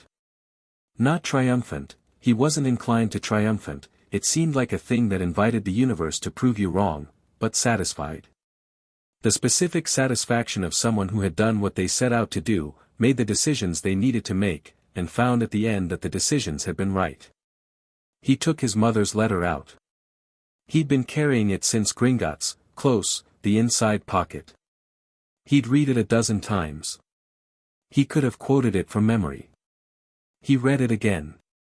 In the moonlight, the words had the same quality they always had, his mother's voice coming up through the handwriting, the precision of her thinking, the warmth of it. He read the last paragraph again. Be the fire, not the smoke. He looked out at the lake. He put the letter away. In the morning Ron woke up first and immediately wanted breakfast, which was such a Ron response to having broken his arm in a chess sacrifice that Harry felt something ease in him, the tension of the night before, the held quality of it, the sense of serious things having been in serious motion. Ron ate an enormous amount of toast and described the chess game to anyone who would listen with the detailed enthusiasm of someone who had genuinely enjoyed it, even including the part where a rook had hit him and the part where he'd lost consciousness briefly. Briefly, Hermione said. Briefly, Ron confirmed. Very briefly. You were unconscious, she said. Temporarily, Ron said. Which is just briefly with better vocabulary. Neville laughed. Hermione pressed her lips together in the specific way that meant she was also fighting a laugh and had opinions about the wisdom of encouraging this. Harry watched the three of them and felt the particular quality of the morning, winter light through the hospital windows, toast and tea, the sound of people he'd chosen being themselves, and thought that this was what his mother had meant by the fire. Not the grand things, the Wisingamot chamber and the legal architecture and the confrontation in the underground room. Those were important. But this was also it, this ordinary extraordinary morning, these three people, this specific warmth. McGonagall arrived at 9 with a visit that was officially a welfare check and actually a conversation she'd been composing since last night. She sat in the chair beside Harry's bed and looked at him with the expression that had been building all term and was now fully present, undisguised. Yesterday, she said. Yesterday was full, Harry agreed. You claimed 15 Wisingamot seats. You petitioned for Sirius Black's review. You presented evidence that will begin a formal DMLE investigation into several significant things. She paused. And then you came back to school and went through a trapdoor and confronted Voldemort. In that order, yes, Harry said. McGonagall was quiet for a moment. I've been teaching for a long time, she said. I was teaching when your parents were students. I knew James and Lily very well. She stopped. I want you to know that Lily would be, she stopped again, more sharply. She would know exactly who you are. She always knew. Harry held very still. And I want you to know, McGonagall continued, in the same carefully measured voice, that if there were things that should have been done differently, before you arrived, during your time here, in the systems that were supposed to ensure your well-being, those failures will be addressed. Not by you. By us. By the people who should have been doing their jobs. She met his eyes. You should not have had to do what you did yesterday. Any of it. I know, Harry said.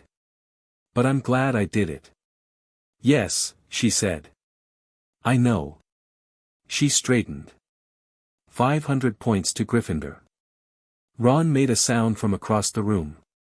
For extraordinary presence of mind, consistent academic excellence, and service to the school, McGonagall said, without looking away from Harry. Which barely covers it. Harry looked at her.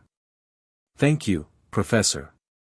Don't thank me, she said, and the edge of something that was almost dry humor crossed her face. It's what's owed. It was the third time Harry had heard the phrase in 8 months, and this time he smiled, properly, the real version, unguarded, and McGonagall's expression did something complicated and warm that she immediately brought back under control, and she stood and straightened her robes and told them Pomfrey was releasing them by midday. She was at the door when Harry said, Professor. She turned. My mother, he said.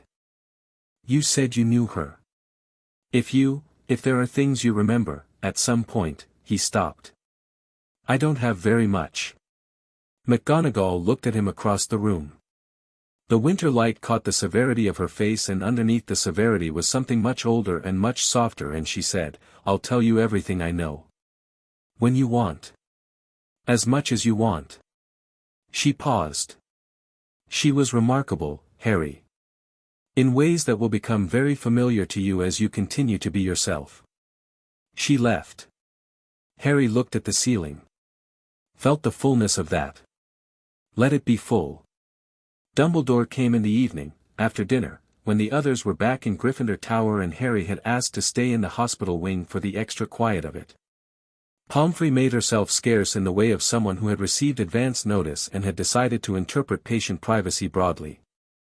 Dumbledore sat in the same chair McGonagall had used. He had the exhausted quality of a man who had been in motion since before dawn and had not stopped and was only now allowing himself to stop. He set something on the bedside table. A small photograph, old and slightly faded. Two people, young, laughing, standing in front of what looked like the Hogwarts entrance on a bright autumn day. Harry recognized his father immediately, the messy hair and the glasses. His mother was smaller than he'd imagined, with his eyes exactly, looking directly at the camera with an expression that was simultaneously warm and slightly evaluating, the expression of someone who found the world interesting and was prepared to argue with the parts she disagreed with. "I thought you should have it," Dumbledore said. "I've been carrying it for a long time. It belongs with you." Harry picked it up. His mother laughed in the photograph, not continuously, but every few seconds she turned and said something to his father, who threw his head back and laughed too, and the silent looping joy of it was more than Harry had had of them in 11 years combined. He looked at it for a long moment. "Thank you," he said. Dumbledore nodded. He sat with his hands together and looked older than Harry had seen him. "I have been thinking," Dumbledore said, "about what I would say to you this evening since approximately 6 this morning. I have revised it several times." He paused. "What I've arrived at is this: I made choices about your life that were mine to make only by virtue of authority that I had accumulated and power that I had accrued and the specific conviction that I knew better than almost anyone else what the situation required." He paused. "That conviction is not gone. I still believe Voldemort must be stopped, and I still believe you are central to that. But I also believe, and this has cost me something to arrive at, that the way I went about ensuring that outcome was wrong. Not tactically. Morally." Harry looked at the photograph. His mother laughing. His father's hair. "I know," he said. "I believe you believe that." "That's not quite forgiveness," Dumbledore said. "No," Harry said. "It's not. Forgiveness is a different process and it takes longer, and I haven't decided yet whether I'm going to get there." He looked up. "But I can work with someone I don't entirely trust if the goals overlap enough." "And our goals overlap." "Stopping Voldemort," Dumbledore said. "On my terms," Harry said. "Not as an instrument. As a person who has made the choice to do it." He paused. "If you can work with that, if you can treat me as someone whose choices you inform rather than someone you steer, then we can work together. If you can't, I'll do it without you." Dumbledore looked at him. The blue eyes, clear and very tired. "You are 11 years old," he said, and it was not a challenge. It was almost gentle. "Do you understand how remarkable that is? To be making these distinctions at 11? I'm 11 because someone kept me 11 as long as possible," Harry said. "The potions didn't just suppress my magic. They slowed everything. My processing, my development, my ability to access what I actually was. I've been clearing the backlog for 6 months." He paused. "I don't know exactly how old I am, in the ways that matter. But I know what I think." Dumbledore was quiet for a long moment. Then, softly, "I will try," he said. "To do what you've asked. To treat you as someone to inform rather than steer." He paused. "I make no guarantees. Old habits of mind are tenacious. But I will try." "That's enough for now," Harry said. After Dumbledore left, Harry lay on the hospital bed in the dark with the photograph on his chest and looked at the ceiling and felt the particular weight of the day, all of it, from McGonagall's expression in the morning to the photograph and the conversation that had come with it, and let it be what it was. The castle was quiet around him. That particular held breath quiet of a very large building at night when most of its inhabitants were asleep. But not empty. He could feel the castle's awareness the way he always could now, that low hum of semi-sentient attentiveness, and it felt different tonight. Settled. Like something had been resolved. He thought, I live here now. He had been thinking it since September in various ways, but tonight it had a different quality. Not the provisional thought of someone who had been placed somewhere and wasn't sure of their standing. The flat declarative thought of someone who had made the place their own. He fell asleep with the photograph in his hand and slept without dreaming for the first time in months. The formal notification of Sirius Black's case review arrived from the DMLE on the 5th of January, 3 days before the end of the holidays. It was delivered to Harry directly, not through Dumbledore, not through the school, but to the Gringotts address he'd established as his official correspondence point, with Bones' seal and a covering note in her handwriting that was brief and direct. Review initiated under Legal Code 47, irregular detention. Expected timeline, 4 to 6 weeks for initial determination. You will be kept informed of material developments. A. Bones. Harry read it and sent it to Ragnarok, who confirmed it was proceeding correctly and added that the Azkaban Review Board had been formally constituted and that Sirius Black's status interview, previously scheduled for February, had been moved forward to the 18th of January. The 18th of January. The same date Sharpclaw had projected for the full clearance of the dormant compounds. Harry sat with this coincidence for a while and decided it wasn't a coincidence. The timing wasn't arranged, not by him anyway. The Azkaban administration had set the interview date, Sharpclaw had set the medical date, and they'd arrived at the same point independently. But the convergence felt like something, and Harry had decided over the course of his first term at Hogwarts to pay attention to things that felt like something. He wrote to Ragnarok, "Can you ensure a Gringotts legal representative is present at the status interview? And can you arrange for me to be informed the moment it concludes?" Ragnarok wrote back within the hour, "Already arranged." Term resumed on the 7th, and Hogwarts returned to its normal operating noise, corridors of moving students, the smell of breakfast drifting up from the Great Hall, Peeves oscillating somewhere on the 4th floor. Harry came back from King's Cross with Ron, the two of them in the same compartment they'd shared on the way out, the canon situation now a topic of ongoing analysis rather than fresh disaster. The castle noticed when he came through the door. Not visibly, nothing moved, nothing lit up, but Harry felt it, the specific quality of a familiar presence acknowledging him, and he pressed one hand briefly against the stone wall of the entrance hall on his way past. The other students noticed too, in the way they'd been noticing since October but with a different quality now. The story had come out, not fully, not the documented version with all its implications, but enough. The Prophet had run 3 stories in the holiday period, each more detailed than the last, and the version of Harry Potter that people were walking past in the corridors now was not quite the famous boy who lived of the trading cards and the chocolate frog collection. He was something that didn't have a clean narrative yet, which Harry found much more comfortable. Draco Malfoy caught him in the corridor after potions, the first day back. Not with the casual cruelty of September, the reflexive performance of someone who knew which direction the hierarchy went and deployed it without thinking. The cruelty was there, it was too habitual to be entirely gone, but underneath it was something edged with a different feeling.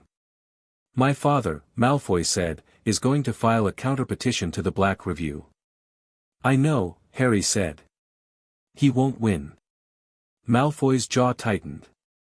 "The Malfoy family has interests in how that case resolves." "I know that too," Harry said. He looked at Malfoy directly, with the attention he gave everyone, not aggressive, just clear. "Draco, I don't have a problem with you specifically. I have a problem with what the black imprisonment represents, which is someone being locked away without a trial for a decade. If your father wants to oppose the review of that, it says something about what he thinks is okay." He paused. "That's his problem. It doesn't have to be yours." Malfoy stared at him. The certainty of the social architecture he'd been raised in, the architecture where his name was weight and his father's reputation was weight and the right alliances meant the right outcomes, was clearly running up against the equally clear reality that Harry was not operating in that architecture at all and was not going to. "You're not what everyone said you'd be," Malfoy said, and it came out almost involuntarily, as though he'd been thinking it for months and it had finally escaped. "No," Harry said. I know. He walked past him toward the stairs. Behind him, Malfoy stood in the corridor and said nothing else, and Harry filed the conversation with the category of things that were taking longer than one exchange to resolve, which was the category most important things lived in. Snape's potions class, the Tuesday after term resumed, was different. Not dramatically, Snape was not a dramatic person in the sense of making scenes. The difference was in the texture of the class, in the small calibrations that Harry had been tracking since September. Snape still maintained the cool professional authority that was his primary register. He still moved through the classroom with the quality of someone who took the subject very seriously and expected the same from everyone else. He still corrected errors with a precision that was direct to the point of harshness. But he didn't target Harry. And when Harry produced a particularly correct preparation of the forgetfulness potion, the temperature management was the key, as Snape's own advanced text had noted, and Harry had read it twice. Snape looked at the cauldron for a moment and said, to the class at large, "This is the correct consistency." Note the clarity. He didn't say it to Harry specifically. He didn't look at Harry when he said it. But the choice to use it as the positive example, rather than the negative examples that populated most of the lesson's commentary, was a choice. Harry didn't acknowledge it visibly. But he noted it. After class, Hermione said, "Did Snape just compliment you?" Obliquely. Through the general instruction, "Yes," Harry said. She was quiet for a moment. "There's a story there that you know and haven't told me." "Yes," Harry said. "Will you tell me?" "Eventually," he said. "When it's more resolved." She accepted this the way she accepted most things that came with a timeline she disagreed with but couldn't argue against, with compressed patience and a slight expression of principled objection. Harry found this very familiar and very endearing in the specific way of something you could set a clock by. The three of them, Ron had Quidditch practice, spent the Tuesday evening in the library running through a charms theory problem that Flitwick had set as optional extension work, which meant that it was only Harry and Hermione who had taken it and that they'd been at it for 2 hours when the problem finally resolved in a way that satisfied both of them. Hermione sat back in her chair with the expression of someone who had completed something and was taking a moment to feel it. "I've been thinking," she said. "About the problem?" "About next year," she said. "About what's coming." She paused. "Voldemort isn't gone. He'll come back in some form. And what was done to you, the potion supply chain, the people involved, those people are still in positions of power and they're not going to accept the investigation quietly." She looked at him. "The thing under the trapdoor is over. But we haven't actually solved anything. We've opened it." "Yes," Harry said. How are you thinking about it?" Harry looked at the table, at the spread of charms theory notes and the extension problem they just solved, at the familiar library quiet around them. "I'm thinking about it the way I think about everything," he said. "What's the current state? What's the next step? What needs to happen in what order?" He glanced at her. "I'm not worried about it." "You should be at least a little worried," she said. "I'm aware of it," he said. "That's different from worried." He paused. "Worried is when you don't know the shape of the problem." "I know the shape. The shape includes a Dark Lord without a body and a ministry that's going to push back against Bones' investigation and Dumbledore who is trying to be better but has 40 years of habits in the other direction." She listed these things with the specific quality of someone who had done the assessment and was sharing the results. "That's a very large shape." "It is," Harry said. "But I have 15 Wisengamot seats and a Gringotts director who moves faster than the ministry and a DMLE head who has been waiting for an excuse to fix things for 8 years and," he stopped. Looked at her. "And you, and Ron, and Neville. Which is honestly the part one find most reassuring." Hermione looked at him with the expression that was fully open and fully honest and that she only had when she wasn't thinking about what she looked like having it. "That's a very good answer," she said, quietly. "I know," he said. She laughed, the real one, surprised out of her, and threw a crumpled piece of parchment at him, and he caught it and smiled, and the library was warm and the problem was solved, and outside the window the grounds of Hogwarts were dark and quiet and very old. The 18th of January fell on a Saturday. Harry was in the room of requirement when the owl arrived. He'd been there since 6 in the morning, the room in its open practice configuration, high ceiling, no obstacles, just space, working through something that Flitwick had introduced 3 sessions ago and that Harry was close to resolving. Not the mechanics of it. He had those. The deeper principle underneath the mechanics, the one that would generalize. The owl landed on the floor in front of him and waited with owl patience. He took the note. Sharpclaw's assessment confirmed, full clearance as of 0600 this morning. Full baseline. Congratulations. R. The second line made him stop. Azkaban status interview completed 1 hour ago. Initial determination, no valid legal instrument for continued detention. Subject has been transferred to Ministry Medical for evaluation, standard procedure before formal release. Expected release, 48 hours pending evaluation completion. Bones has signed the release authorization herself. Harry read it twice. He stood in the center of the room of requirement in the early morning quiet and held the note and felt something move through him that was large and simple and did not need to be made complicated. Sirius Black. 12 years. No trial. Going to be out in 48 hours. He pressed one hand against his sternum, a gesture he'd caught himself making a few times now, the way you pressed on something that was full, and let it be full. He didn't know Sirius. Not really, he knew about him, from Ragnar's documents and his mother's letter and the research he'd done since September. He knew Sirius had been his parents' friend and had been named his guardian and had been sitting in Azkaban for 12 years for something he hadn't done, and he knew that the cage they'd built around Harry's life had required Sirius to be absent from it. He was not someone Harry had grown up with or had memories of. He was, in the honest accounting, a stranger. But he was also, in the way that certain things were true regardless of proximity or experience, family. Harry thought about the last entry on 15 family trees, his name, always the newest, always the last. He thought about what family meant when it had been so systematically denied that you'd had to construct the concept from first principles, from evidence rather than experience. He thought about Ron's mother at King's Cross pressing food parcels on him with the unself-conscious generosity of someone who fed the world as a love language. He thought about McGonagall saying she was remarkable in the hospital wing.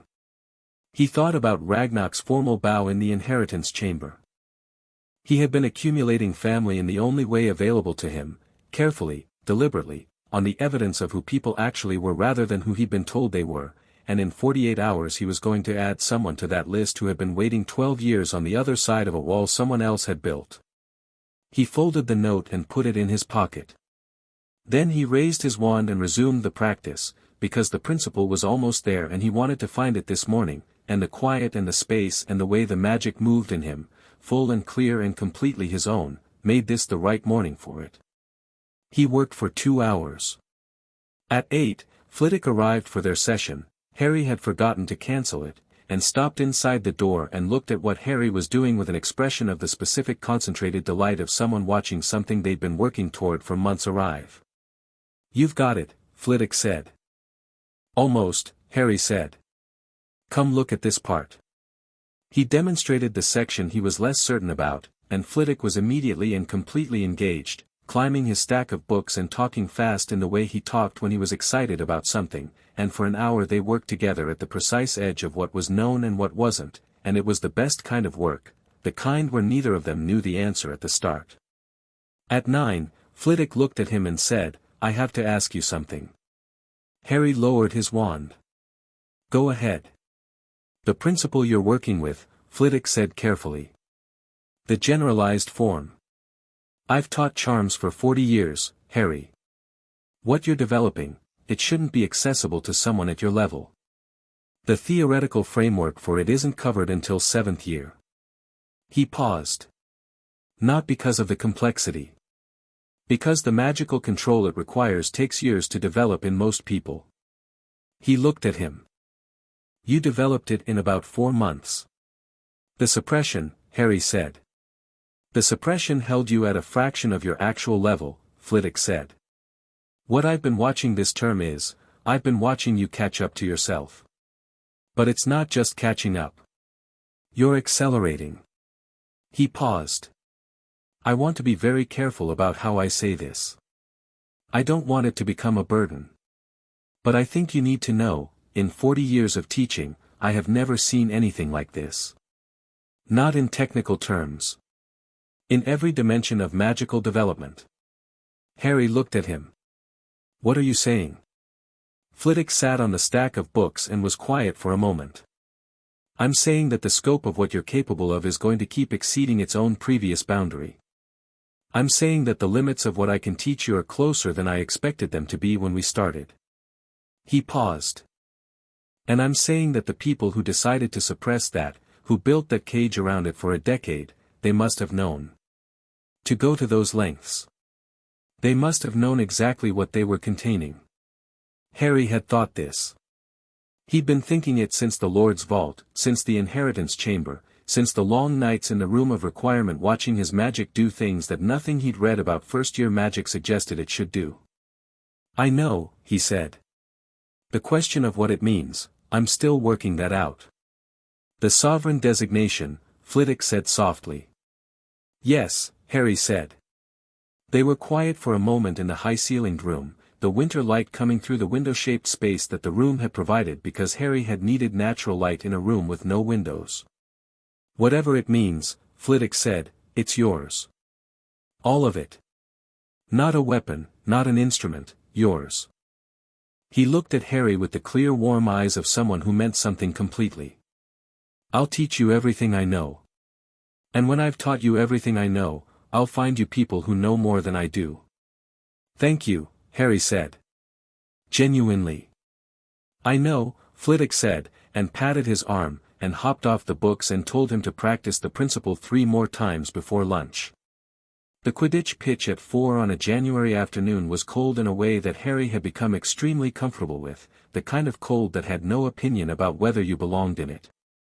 He flew alone, practice wasn't scheduled, but Madam Hooch had given the team open pitch access on Saturdays and Harry used it more than anyone else. He flew at heights that were above standard Quidditch operating altitude, high enough that the castle below was all detail and the grounds were a green and white patchwork and the horizon was visible at a distance that felt like it was telling him something about scale. Not about his smallness, the opposite, actually. The horizon from up here made the world feel continuous. Like everything was connected to everything else if you were high enough to see the joins. He was thinking about Voldemort. Not with urgency, the situation was stable, the immediate crisis was past, and Ragnarok's intelligence network had no indication of movement. But thinking about it clearly, the way you mapped a problem when you had time. He knew more about Tom Riddle than almost anyone alive. He'd read the Hogwarts records, the Gringotts files, the accounts of the First War. He'd read the theoretical literature on what Riddle had done to himself, the Horcruxes, which the books only addressed obliquely but which the Lord's Vault material addressed with considerably less obliquity. He understood what it meant and what it required and what the path to ending it actually was. It was not a path that involved a trigger compound in his blood and a one-way sacrifice. It was not a path that required Harry to be a weapon.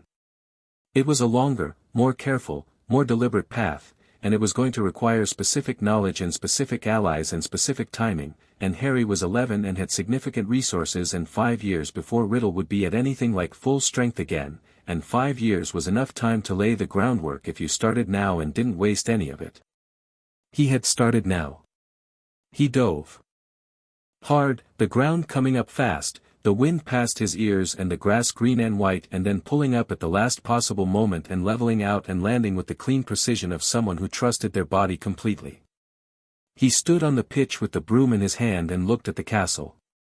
It looked back at him the way it always did, that half-sentient attentiveness, old stone that had been paying attention for 1,000 years and recognized its own.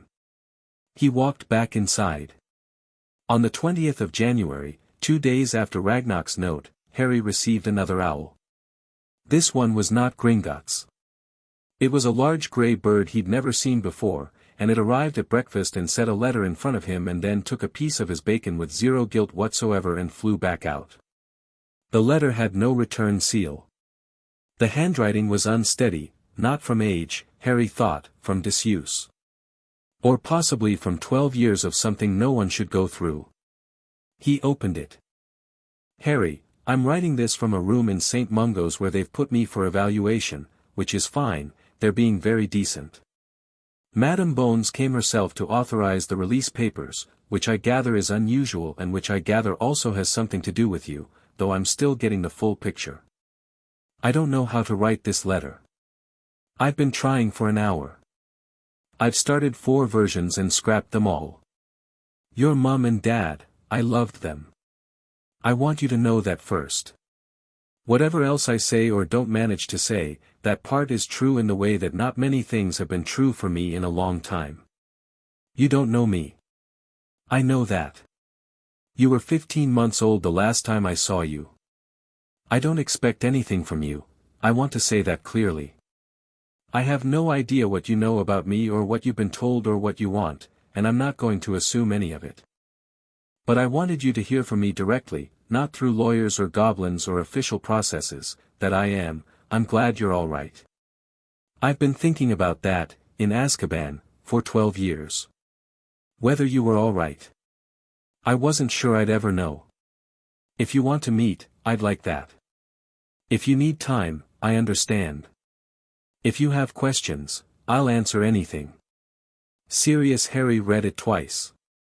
The great hall was its normal breakfast volume around him, 20 simultaneous conversations, the scrape of cutlery, the movement of owls, the particular morning energy of several hundred children being loud. Hermione was reading on his left. Ron was arguing with George, who had apparently come in from the 6th-year table to make a specific point about something Quidditch-related. Neville was feeding Trevor under the table. Harry held the letter and felt the fullness of it, the specific and unprecedented fullness of something that had been an absence for a very long time becoming a presence. Not a relationship yet. Not anything he could name with the confident words he used for things he'd examined completely. Just the beginning of one. The first letter. The offered hand. He pulled his parchment toward him and picked up his quill. He wrote, Sirius, I'd like to meet. I have questions but they can wait, I've been waiting 11 years, a few more days is fine. I know you loved them. I know quite a lot about you, actually. There are things I can tell you about my parents, things I've found, that I think you'd want to know. When you're released, I'll be at Hogwarts. Ragnar can arrange the visit. He's good at arranging things. Harry he folded it and tied it to the grey owl, which had apparently been waiting on the window ledge with the patient confidence of a bird that expected a reply. The owl left. Harry watched it go and turned back to breakfast, and the morning continued around him in its ordinary way, and he ate his toast and listened to Ron's argument reach a peak and then collapse into laughter and watched Hermione shake her head at both of them with the expression of someone who had made peace with the people she'd chosen. Good owl? Hermione asked, without looking up from her book. Good owl, Harry said. She glanced at him. Read his expression, the real version. Good news? Yes, he said. Actually yes. She smiled at her book. He looked at his toast.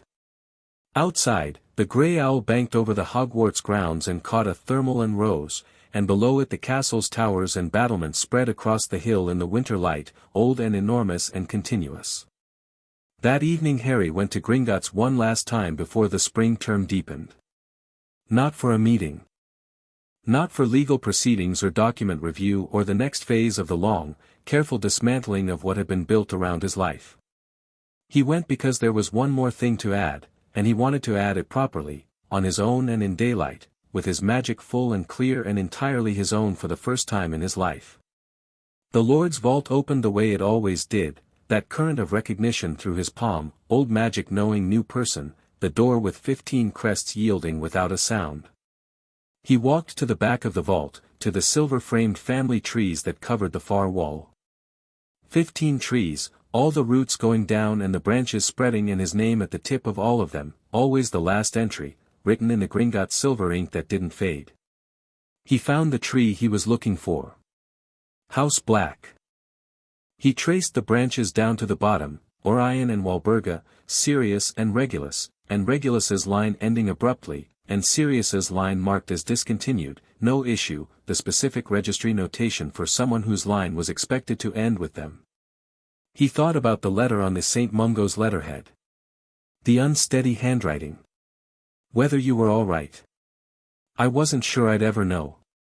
He took out a quill, not the standard notation quill, but the one from his personal writing set that had been in his mother's desk in the Lord's vault, the one with the Lily Potter ownership mark on the handle, and he added 4 words to the House Black tree, below Sirius's name, in a connection line that the tree's magic immediately accepted, the silver ink spreading and settling with the particular quality of something true being recorded, Harry James Potter Black. The vault was quiet. He looked at the tree for a long moment. Then he put the quill away and turned around and walked back through the vault door, through the old corridor with its humming walls, past the other doors, up through the marble building into Diagon Alley where the evening was cold and blue and ordinary and completely full. He was 11 years old. He had 15 families and 15 lordships and a Gringotts director who moved like the tide and a DMLE head who had been waiting for an excuse to fix things and a charms master who was going to run out of things to teach him and a headmaster who was trying and a potions professor who was complicated and a school that knew him in its stones and 3 people who had chosen him and been chosen back. He had his mother's letter in his inside pocket. He had work to do, long and careful and not finished, not close to finished, a project with years in it and real danger in it and the specific pleasure of something that mattered being done by someone who had decided, clearly and completely and without anyone else's permission, to do it. He had a full resurgence and a dormant trigger that was fully inert and magic that was his and entirely his and still growing in ways he hadn't mapped yet. He walked out of Gringotts into the cold blue evening of Diagon Alley with his hands in his pockets and his breath making small clouds in the air, and the street was quiet around him, and the white marble building was behind him, and ahead was the leaky cauldron and then London and then the Hogwarts Express in 8 days and then the spring term and then everything else. He wasn't afraid of any of it. He was the fire.